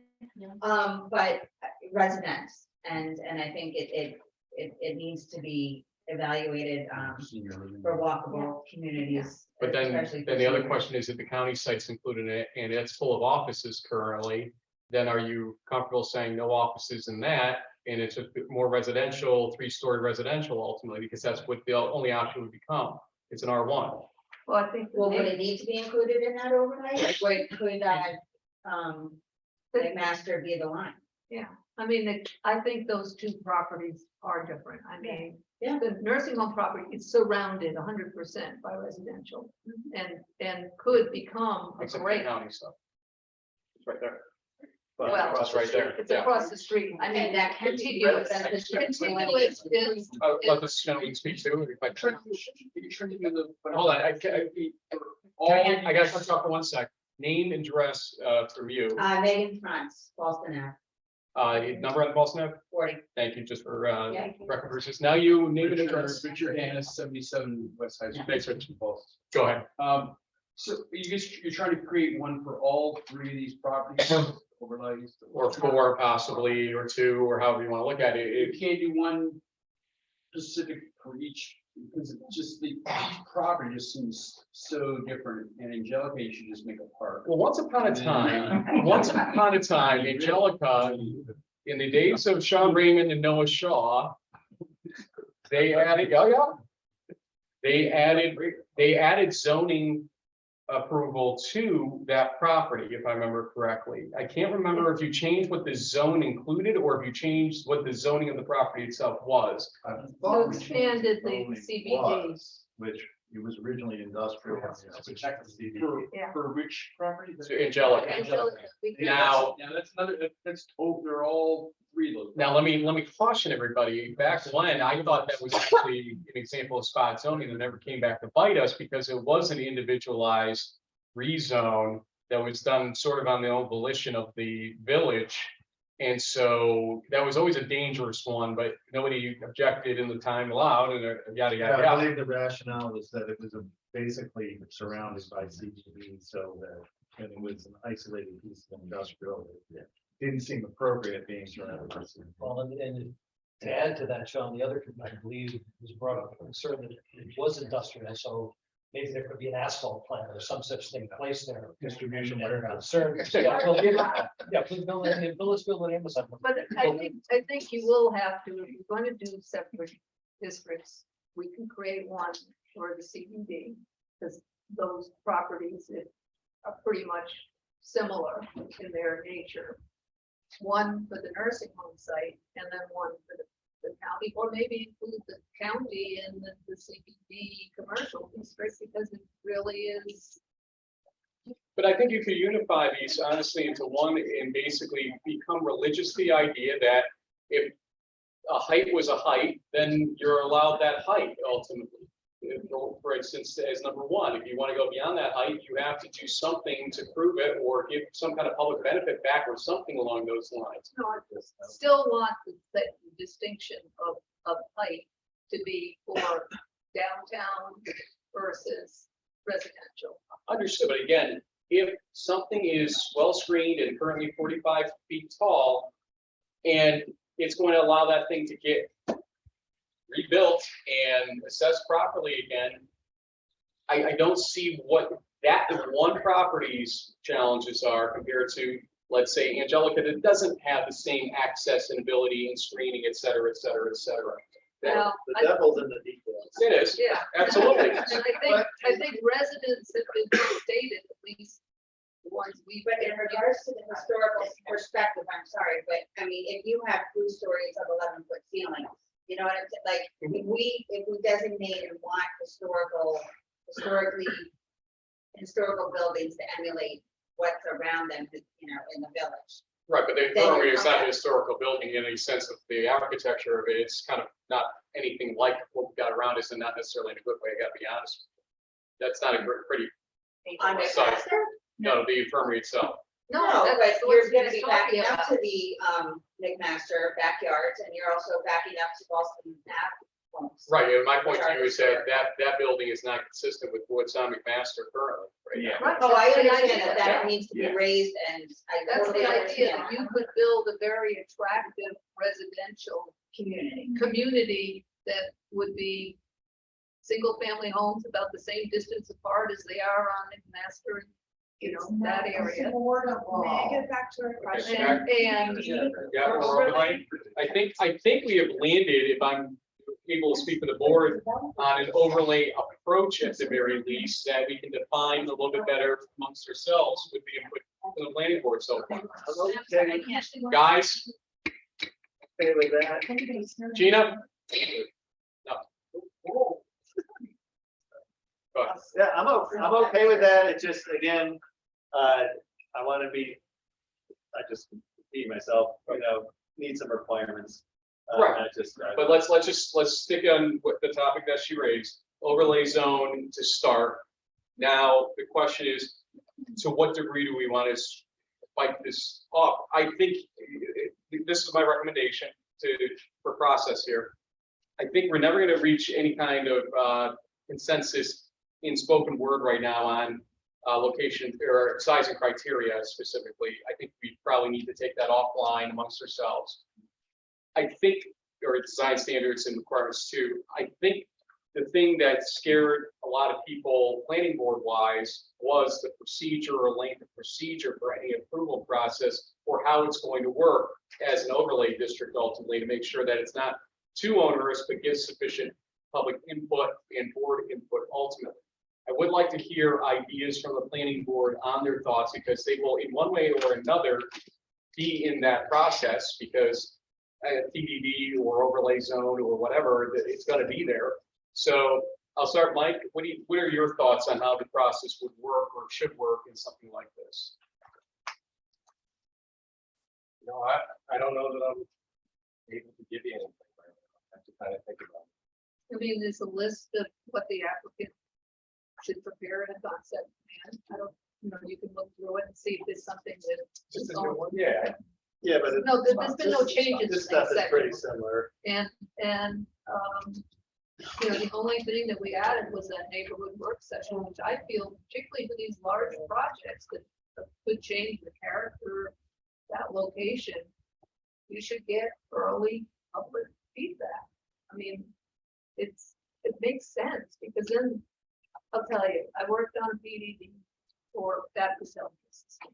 And I recommended to them to invite the public early on before they went. They did that. They discovered an issue that those neighbors had, which was they were afraid that development was going to contaminate their wells that were still on. The sponsor of the project said, no problem, we'll test all your wells before we start construction. And then we'll test them after. Solve the problem. They could have been people, you know, going crazy at the planning board meeting They talked to the residents one-on-one. It made the whole difference. That PDD went through in record time. I got to reel this back in for 1 second. So attorney does not want to lose sight on one question that didn't fully get answered. Can we name the spots, or at least preliminarily name the spots that the overlay district will encompass? And we could offline widen it if need be, but are we talking Maplewood Manor, the county site, or sites, I guess you would call it here, Angelica and Ricketts at a minimum, and then if there's something else that we're missing, we can talk about that over the next week as she's redeveloping this. Does Ricketts require? I Is think it based in on the Kevin's commercial? thoughts, it might, if we're going to end up enveloping this into later zoning, if we don't know No, for but sure. it's in the commercial district, so somebody buys it if it's allowed and turns it into, you know, a restaurant, something like that. I don't see any reason for a site that small to do a PDD. Is it extra work? Yeah, it's extra work to do a PDD. No, I mean, it won't be the same PDD as Angelica, it'll be something other. No, I don't see why you need a PDD for Ricketts. It'll come whatever, you know, the restrictions are. I mean, the worst case is that they say nothing can be built on it.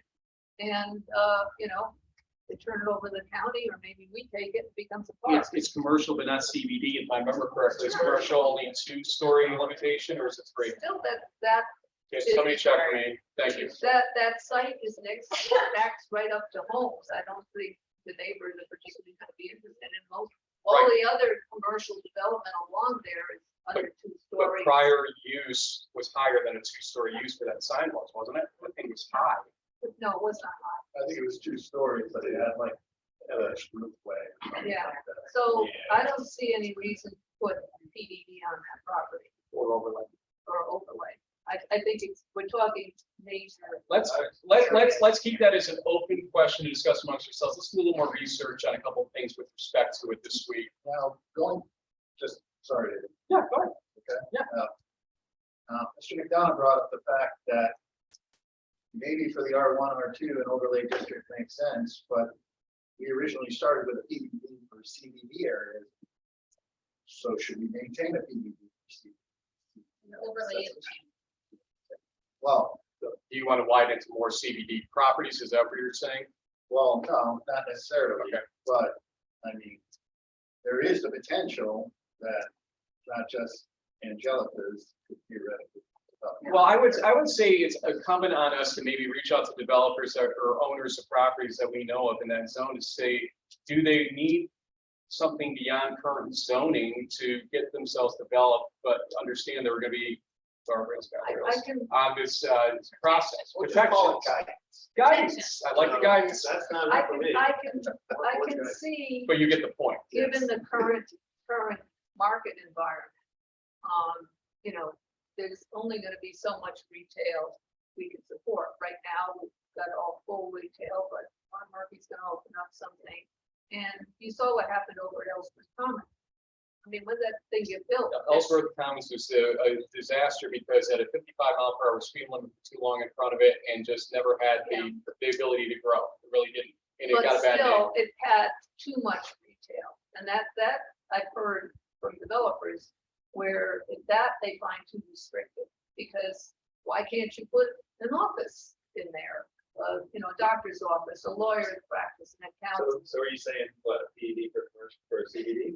for the whole CBD, because there may be the person who has land in the central business district who wants to do all residential, an apartment complex.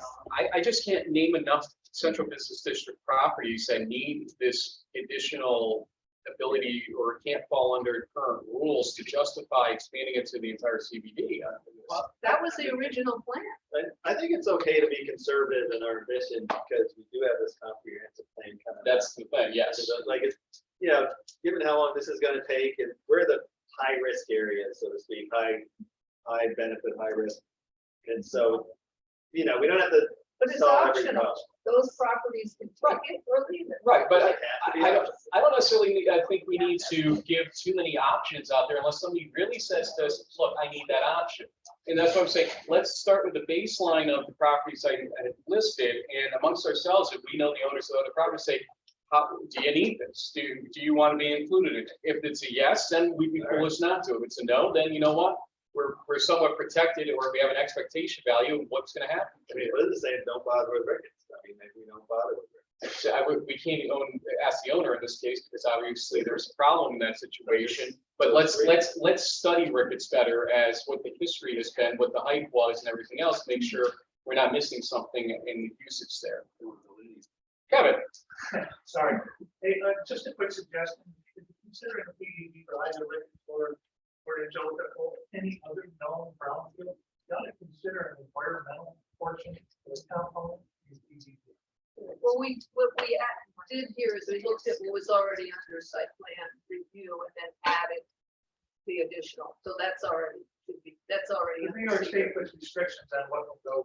Oh, yeah. No, seeker is, this was on top. I think Angelica got a clean bill of health for everything, to be honest with you. We're waiting to see where rickets goes ultimately in that respect, but I appreciate that thought. Definitely. So just secures the protection. Yes. Yeah, seeker's protection. Right. So go ahead. So just so I understand, since I'm gonna be drafting this up. Congratulations. The consensus of the board is that we're going to not have a PDD that covers the entire village. We're going to have an overlay PDD that at this point would encompass Maplewood, County, Angelica, and Ricketts. That's the four that have been listed. Is that correct? We'll study the rickets in the meantime better to Yeah, understand. Oh, wait, there's more. I'm going. Oh, wait, there's more. So yes and yes on that. Well, Yes, we're not gonna do the whole village. And yes, we're gonna do it as an overlay Specific. specific to those properties right now. Well, that's what we're gonna look at. No, I think we need to look at rickets and also consider including the seeker and commercial zone. I feel like that's a steering committee thing, and they're gonna make that recommendation, and, you know, the people are gonna end up writing the zoning. Like, I say we stick to. the Well, we're overlays writing for now. zoning. Look, if Spencer Tacey's watching and he's got a property he thinks he needs help with, he is more than welcome to reach out to one of us and say, hey, I'd like to be included in it, and I think we'd be foolish not to include him. If he doesn't, then why would we include him? All right. I mean, it's a little tricky to create law based on conversations with specific people and their needs. Like, you know, we should do what's best for the village, but, you know, it's good to know what's the lay of the land. But you're going to be making a document that's still going to pose challenges to these folks to get something more than what they would get under normal zoning. And so there is a give and take in that situation. You got to understand. So, But this to is expand it optional. because one person said, oh, I need it. well, if they are willing to basically meet all of your guidelines and then have an allowed use because they've met those guidelines, that's the risk and reward, isn't it? Well, that, to me, that implies we should just do what Liz is saying, just do the area, and you're not catering, for example, to any one person who's saying, I need this or that. We're just saying, this is what's good for the village. And so it just seems like less. But I don't want Front Street properties to be developing in that way, and I don't want Route 50 Well, properties to be developing in that way necessarily. No, can't we, What in the allowance for CBD type, if we expand it to everything in CBD, they would have the option to use it for those properties. Because I think it's misguided for those properties, isn't it? Why, so you, I'm unclear how this differs from, because I know how the PDD restricts it, okay, 15,000 or more, or whatever it is. This thing, I'm not sure how a little property applies to this overlay. well, you're offering additional height or something like that, and you're not necessarily putting in a size limitation, then suddenly you've got 3 stories, 3 stories, 3 stories, 4 stories. That doesn't make a lot of sense. You don't want to do. No, but that can be that. written in. In other words, to be compatible with adjacent structures, we won't allow a 4-story between 2 3-stories. I would say that goes back to whether you're writing temporary legislation or whether you're writing PDD that you want to carry through after the zoning is written. If you're writing temporary legislation, hit the highlights, right? Do that now, and then let the rest work itself out. Well, if someone builds under the temporary, that's no longer temporary, whatever's there is there forever. But they're building under the zoning that we currently have. If they develop a 1/4 acre site in the central business district tomorrow, they're building under the zoning that we currently have. I don't think anybody is afraid of a development in a 1/4 acre site tomorrow in the central business district. I think we would welcome that. I thought you meant. But to make would those- we welcome it if it's between two-story buildings and they can go up 4 stories? I think that it would bother some people. But that's current zoning. Well, can I guess my other question back to yours is I think the next step you have to decide, I think it's important, is the temporary versus permanent. And I do think, and we've had this conversation, I think, and I agree with Scott, that every zone, every code I've ever seen has a PDD section. So just have your PDD section. Don't What? have it temporary, just have it in as part of the zoning. Well, again, we were deferring to this comp plan process and wanting it to run its course. What we thought would work is if you apply for this PD while it's in effect, that you're committed to that PD, you're not gonna. be We're not able to gonna change. kick you out Yeah, we're not gonna kick you out or when the change zoning that, takes place. but there is, and the PD doesn't have to end, but it doesn't have to end, but it's possible for it to be changed at the end of it. But why would we, and we have talked about this, Yeah. you always have the right to repeal legislation, Right. so. So you don't make have it- to put an Just expiration make date. it permanent, Right, just right. make it part of it, and the comp plan folks, the steering committee know what's going on, that way. Because you're doing a lot of work on this, everybody here is doing a lot of work on this, and, if you are, then let's just make it. I think that's one of the turnoffs to a developer too. They read the second sentence says this is temporary legislation.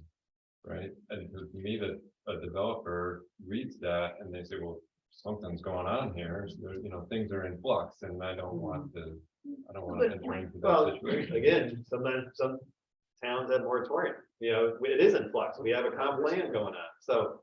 That's the situation, there's a comp plan going on and rezoning in a few years or a year, so that is the reality. I just would be comfortable keeping it to a handful of properties for now to see how this Yeah. works before we overtest it and then regret it later on. And to That's Kevin's true. point, essentially then also see what the comp plan is suggesting for future zoning and try to, we'll suck it into new zoning and so far as the properties have got it, we'll be fine, they'll keep it, but then at least we didn't suck everybody into it and then have to say, oh, we're gonna have to keep everybody in I this. see PDD with good rezoning not being necessary anymore because the underlying And it's a great hope, yeah. base zoning would. 100%, I agree with you, but you never know, okay, things, we're still Because the a year and a half PDD away. is really, PDDs are usually used where the zoning's not good. It is not meeting the needs of. Zoning has to challenge it, it has to be broad, right? It has to cover the entire village, but it has to be specific. It has to be specific to your site. So it has to be broad enough to cover everything, but it has to be specific to cover the 1/4 acre site and then the 6 acre site next door. That's hard to do. There's, I mean, He's right. I gotta be urban honest. zoning, there's a whole. All right, I'm comfortable doing this Big handfuls. this big property that we're talking about. And we'll consider Is what it- to do with Ricketts, if we're seeing something. If Yeah, people want to include raised fine or not, I'm fine with it. well, let's look at it, There's it's 3 gonna take things you time. guys have done, you guys have agreed on 3 things. You've agreed on doing the overlay, no, I mean, this is. I'm really excited. The overlay, We haven't gotten down to the details. I don't know if you want to. We're right not now. Not The overlay, and you identified the folks, you've agreed that it's gonna remain optional. You've agreed that it's going to be temporary. I'm We're not, not sorry, I'm not the optional, I'm not. sure how And that you're works. killing me, I was so excited there. Why wouldn't you make it optional? So the reason we want to make it optional is because if they don't do it, then they're limited in size and what they, Right. right? If the zoning doesn't allow them to make huge things and what zoning doesn't have, they use design guidelines. So that's what we miss if they don't do it. That's the thing. They have. And But I mean, the it's zoning not in code writing. waivers needed. There's nothing in writing with design guidelines, and so we can sacrifice that, but there's not much. Yeah. I don't think there is. And remember, you're basically saying, look, you only get this many floors, this many feet Right. under this So if you want more, you're gonna have to design it in a way that we're gonna micromanage to a certain degree. Well, I'm not sure we give more height. But, Well- all right. We might. You get my point? All right, do the optional, it's fine. Okay. I'm just trying to anticipate what this was. So, okay, from here, what I will suggest now. We're since going you- with A. Who died and made you comedian over here? Well, that's location. Yeah, that's. All right, A and B, done. Okay, so I think What did you decide on the R1 and R2? They're not doing, just the specific R1 pieces, yeah, and counties R1. Really Right. aren't any of the Yeah, large just- pieces in there. Sorry. Okay, so I would suggest this, if you, everybody's okay with the idea, you put together another version of, I don't know if you changed the science standards much, I don't think you did, in this. But allow Bernadette and I a chance to go back through it now, knowing what we're looking at, and you too, for that matter, please. And to the degree planning board wants to delve into this, God bless you all. But let's take a look at how these design standards would apply, knowing what properties we're doing or how to handle them better now that we know we've got a limited universe on this stuff. Okay, that is not something we're gonna get through tonight. There's no way we get through it Would tonight. we potentially combine the county? I mean, under the same kind of guidelines as the property. I really think we need to take a step back and think about the answer to that question. That's a complicated question, Liz, and I'm not trying to be short with you on that. No, yeah, I guess so. It's completely a different property, and what is it, R2? It's R1, except for the across the street at the newest building, the Cornell buildings Yeah, R2. it's completely. Well, I mean, but it just maybe R2. And then it's in a historic district in the front part of the R1, but not entirely. It's just a What weird if we combination. just change the county property to R2 and that solve all the problems? Not necessarily, it might solve some, but again, Might be. All I right, mean, yeah, let's. Detail. So, And I would wait till we finally get a word on.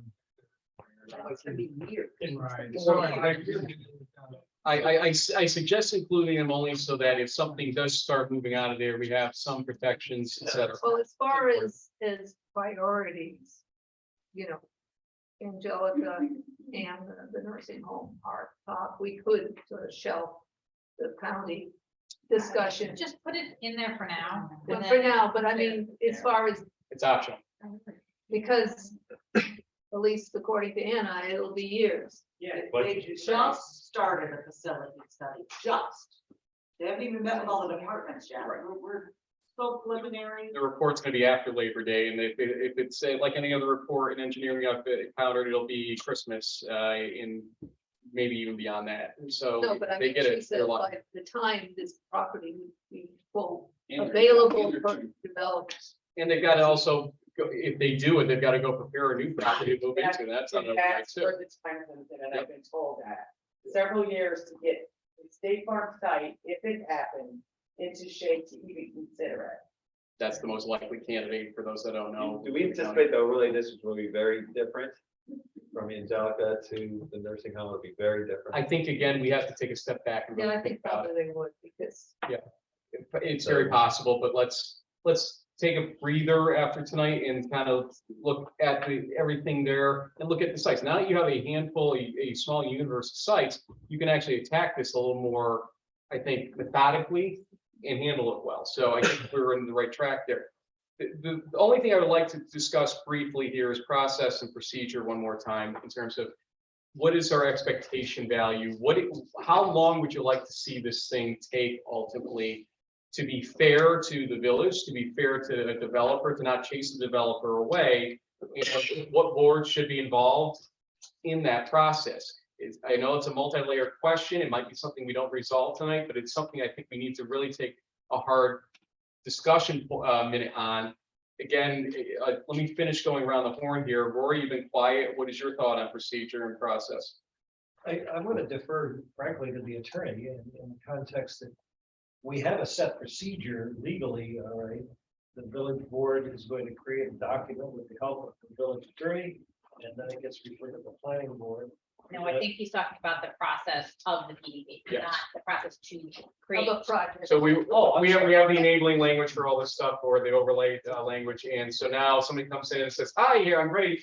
And I what's the, I think that if we really wanted to compromise.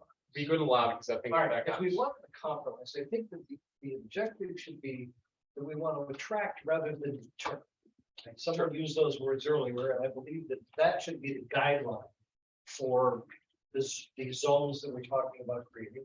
I think it would be wise to look at some of the other municipalities in the area that have done these types of overlay zones and what's included. Saratoga did them years ago, they called them transect zones, but concept is the same. And they did it for primarily the same types of reasons we're talking about. So I think that that would be a research step and one that should be looked at carefully, because it would be helpful. We don't have to reinvent the wheel. These types of things exist.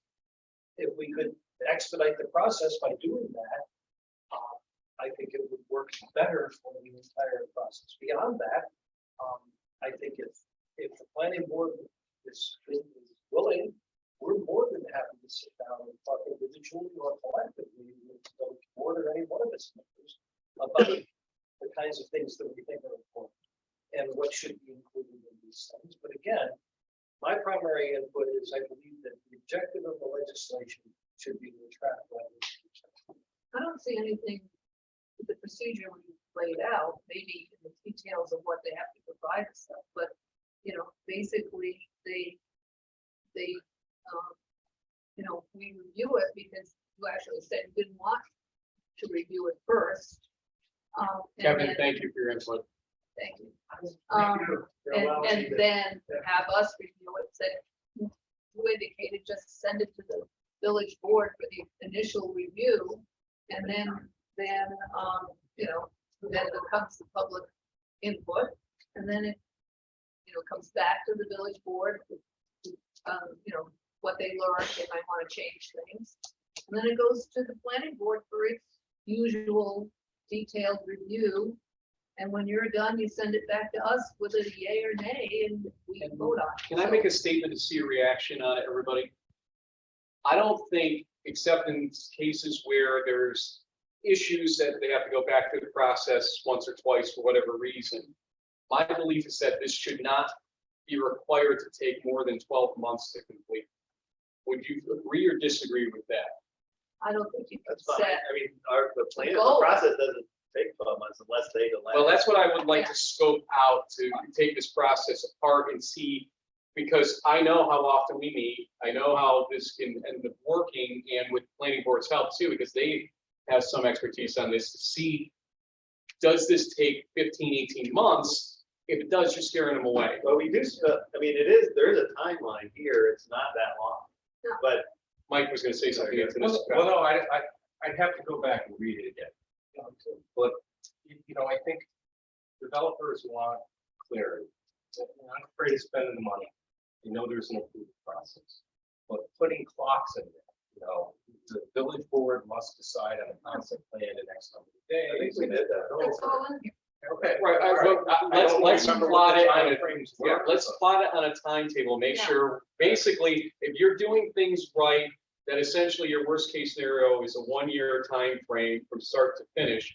And if it's not, let's see where we can trim it. Well, the thing This is, is less than. a my year, experience like what we Let's make sure. with projects and sitting into meetings and stuff, it ends up going back around because somebody says something. I'm aware, but remember what I said, if you went through the process without having to go back through it, the worst case scenario is 1 year.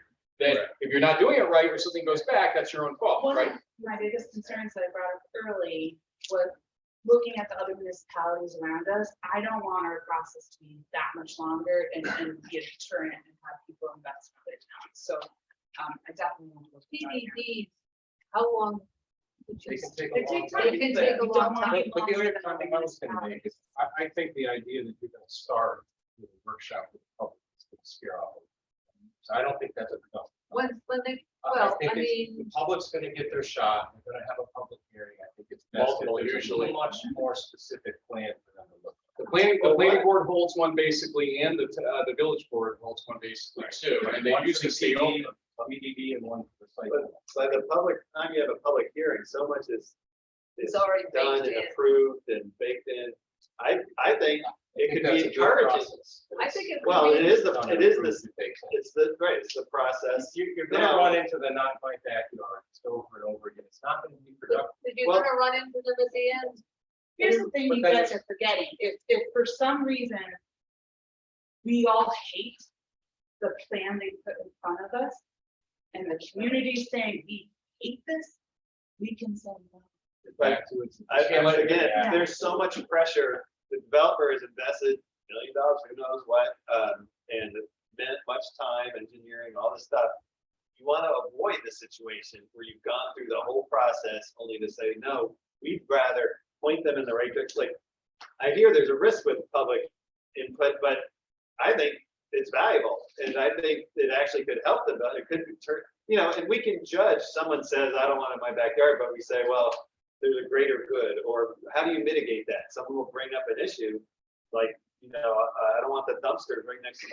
Yeah, so that's good information, you move it. Don't we have this process already built into our meetings twice a month? not We where, have- we- not we- where all we have- people we- are noticed. We have public comment sessions, and if we want to give notice that a presentation's occurring for this new site, because it's going to start at the village board to refer, we can do that, we can add that in, but That's exactly what this is. well, no, because what you're doing is you're formalizing in a way that's going to take extra time, whereas they show up, they give the work, they give their presentation to us, we say yay or nay to send it to the planning board. In the meantime, yeah, we're gonna have public comment sessions to say, yeah, that was a bad move, or that's a bad project, or something along those lines. I think we don't trust ourselves enough with the fact that we already have public input out the wazoo because we have a dedicated, loyal village right now. Look at just what we has happened on Facebook the last week, for crying out loud. So I don't think we need to so formalize that first step. We're gonna know if we're talking to people what their views are on this. I don't think people will know what's happening unless there's some announcement and presentation to people that this is happening. Otherwise, I'm kind of, sorry to interrupt you, but, there's always been talk about, in the past few months, about public input. And we appreciate public input. I'm kind of puzzled why all of a sudden, well, no, we don't want public input. Yeah, that is a little I ironic. didn't say that at all. You're gonna. No, but he did. You're gonna get more public input on a PDD than any or overlay or whatever you want to call it, on legislation being put in front of you or a new Yeah, building. but what she's talking about is a mechanism ahead of time to test the water, so to speak, on public acceptance. I mean, if I'm a developer, I want to know that right away. Yeah. Why would I not? I mean, Why would I not want to know, it could the be very issue? encouraging to the developer. Yeah, if everybody, if they show the nice concept pictures and it looks beautiful and really people are interested in what the project looks like. All right, I think the reality is we turn it into a political process right from the start. It just becomes impossible. Well, it may be better early than late. But it also, it's workshop at the planning board level, correct? Is that not what it is written as next steps? Just put it in there, that the planning board will have a public hearing. You added, planning board will have a public Oh, hearing. yeah. It wasn't originally there. Is that part of the Well, you- planning board process? Yeah, that was Sometimes. requested. Yeah, so that went in, so you'll have two public hearings on this, one at the planning board level, one at the village. So board. maybe we don't need the planning board when it's up front or something. Well, no, I think the planning board would want the public hearing process, to be honest with you, because that's essentially a workshop for them to begin tearing apart and fixing it. Remember, our exposure, realistically, then, our exposure in these types of things is essentially, hi, I got this project, and we're like, we're not really professionals in planning and zoning, so it looks nice, and maybe I've talked to Rory, and he thinks it's a decent situation, and I trust, somebody in that neighborhood, so I talked to him, so it sounds good. What do you guys think? Okay, we all think it's good. Then gets sent down to the planning board, and they workshop, and they're like, oh, this is wrong and that's wrong. We would never know the difference, and they're the ones that do the digging in to fix those things. You wouldn't know You know, I don't know the You know, difference. For instance, It's all right, it's all right. it's just saying for Come on. instance. Come on. But I think to the point that Frank brought up very early, we do need to plot this out, figure out how long this process is taking, you know. I do agree that the planning board needs to have a public hearing for their own records that people residents get to hear. That's adding time.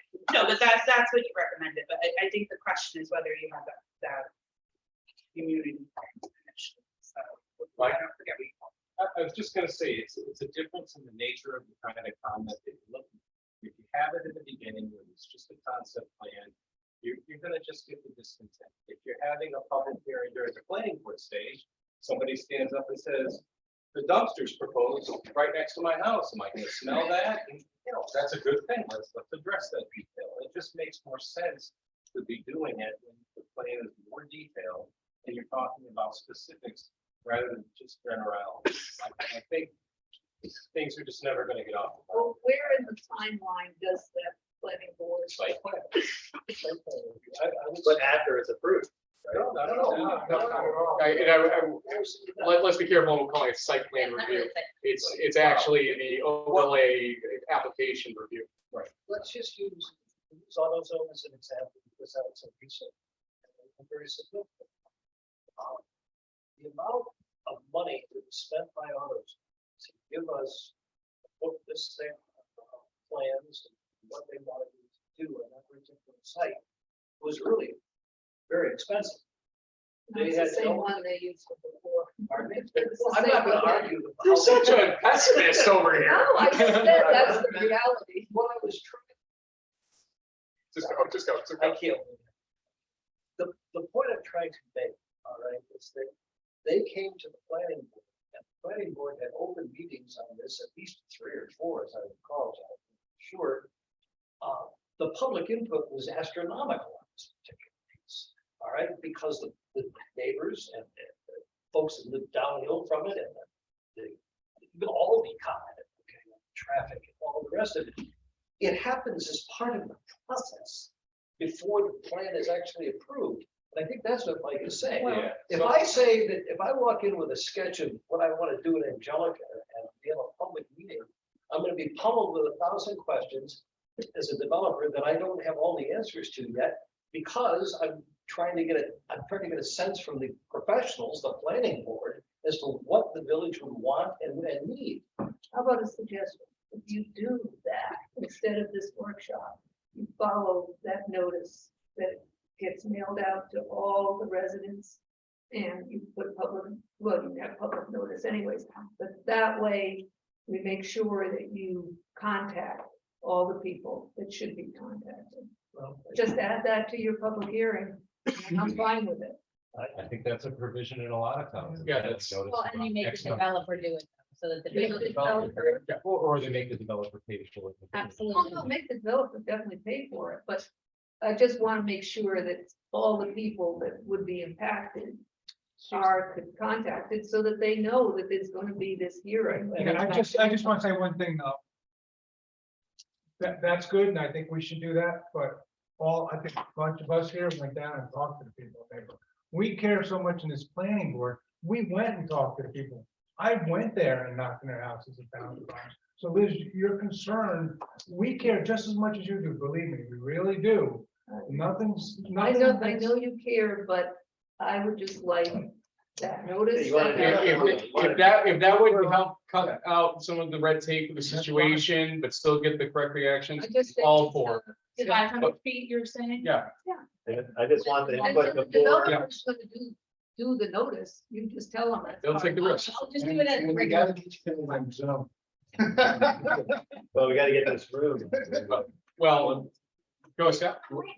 One procedure thing that I noticed, and I don't have my notes in front of me, but the temporary nature, just because of the time frame that it would take a PDD to develop, where it could be years, it was starting to trip. You could potentially start to trip over new zoning, and that wasn't. There were some ambiguities in the existing version of this, where your PDD is being approved, but it's based on current zoning and it's not clear what current zoning is and now new zoning is approved. Well, we said it Well, there, well, you- if you're approved process. under the PD, that continues. I know, No, but there but was he's some of concerned that about language. injury caught in in the the- process. Some of that language was. If the assumption is we're going to aim to continue it, then I think, and I also think that what he's saying is, once started, you are vested in the overlay approach. Yeah, so what I'm saying is, I just caution that as you're reviewing that section, to kind of keep an eye. Good on point. that. That's a good point. No, I think that was.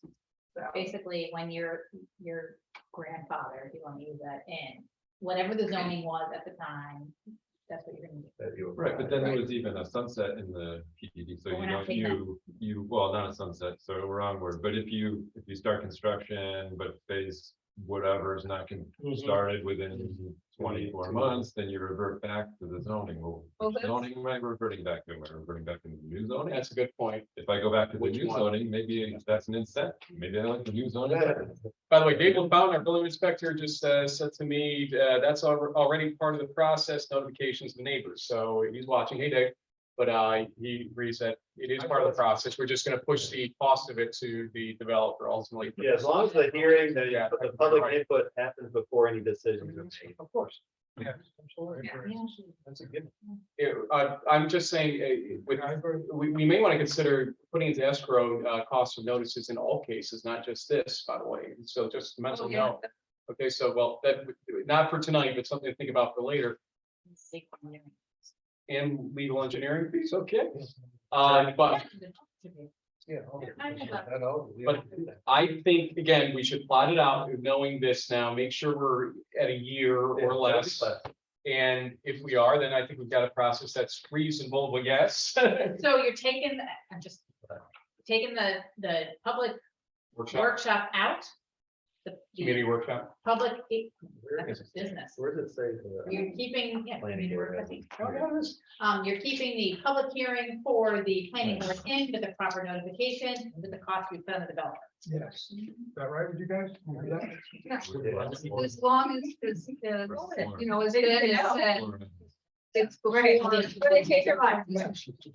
before you made your. In the So project, that you can hear what the public is also saying. and- that's how it's written, yes. Okay, in the interest of bars still being open, I would like to, I would like to move to public comment briefly here. I have a question. Yes, Since you got 2 meetings here, does this count as 3 minutes, don't push your four luck. 4 hours and 40 minutes? No. I'm back out of here in 2 hours. Who's got public comment? Anybody? Gina? I'm telling them, I'm yelling. Okay. Yeah, we'll do it. And you're just gonna tell everybody you changed my diapers. Anyway, what do I- I would just like to say, I really appreciate the cooperation on That's the end of Stanko, by the way. I've been told people need to identify themselves. Go ahead. Front Street. Thank you for all the cooperation and all the working together. I appreciate you guys listening. I know that Mike has probably done dozens and dozens of PDD presentations to municipalities in his career. So I'm pretty sure he knows what he's talking about. But just the cooperation and the fact that we've got 2 or 3 items here, it's very encouraging. So thank you all. Technically four, I think, once we got our last piece. Yeah. I think we got. Anybody else in the audience? Go ahead, sir. Dave Schultz, 53 Church Avenue, a lot of good progress made here. I, as a resident, am in favor of the stronger protections for residents, so. That's why we moved here and, that's where I like to go. Thank you, Dick. Okay, anybody else in the audience? Okay, this is gonna be a challenge. Jenny may have to go up and actually do it. Anybody on Zoom with a public comment? I'll give you a couple seconds here. While we watch for hands, here's what I'd like to do. I would like to actually remind everybody what I said when they only had 2 planning board members here, but I want to say it's the entire planning board. Actually, Peter, I think we were here that night still. We are really fortunate to have a planning board with the expertise and abilities that we have here. It is refreshing. I don't always see that in municipalities I've been in front of throughout my time. Mike, you know this as well as anybody from your work over the years, because you've appeared in front of a number of them. To see people with this level of passion and expertise giving up 2+ hours of their night tonight to do this with us is incredible. And I just want to pay homage to all you folks for doing that. Thank you very much to the planning board. Here, here. There are, Thank you for your service. yes, there are no public comments on Zoom. Rory, if you'd like to close your meeting. Could I have a motion to adjourn the planning board meeting? Motion by Mr. McNamara, I'll second second. by Mr. Burlingame, all in favor? Aye. They are, Planning board meeting adjourned. can I get a motion that the village board meeting be adjourned at 9:23 p.m. Baskin, I'll second. Dates, discussion, all in favor? Aye. Meeting adjourned. Thank you. Except for the 15 minutes we were late. Yeah, really. That was. Good job. A lot of work.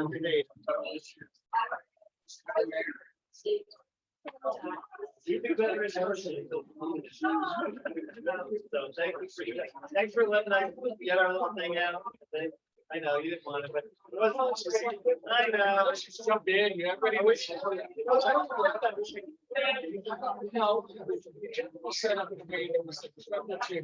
See issues and running. It's my agenda. I'm worried we're gonna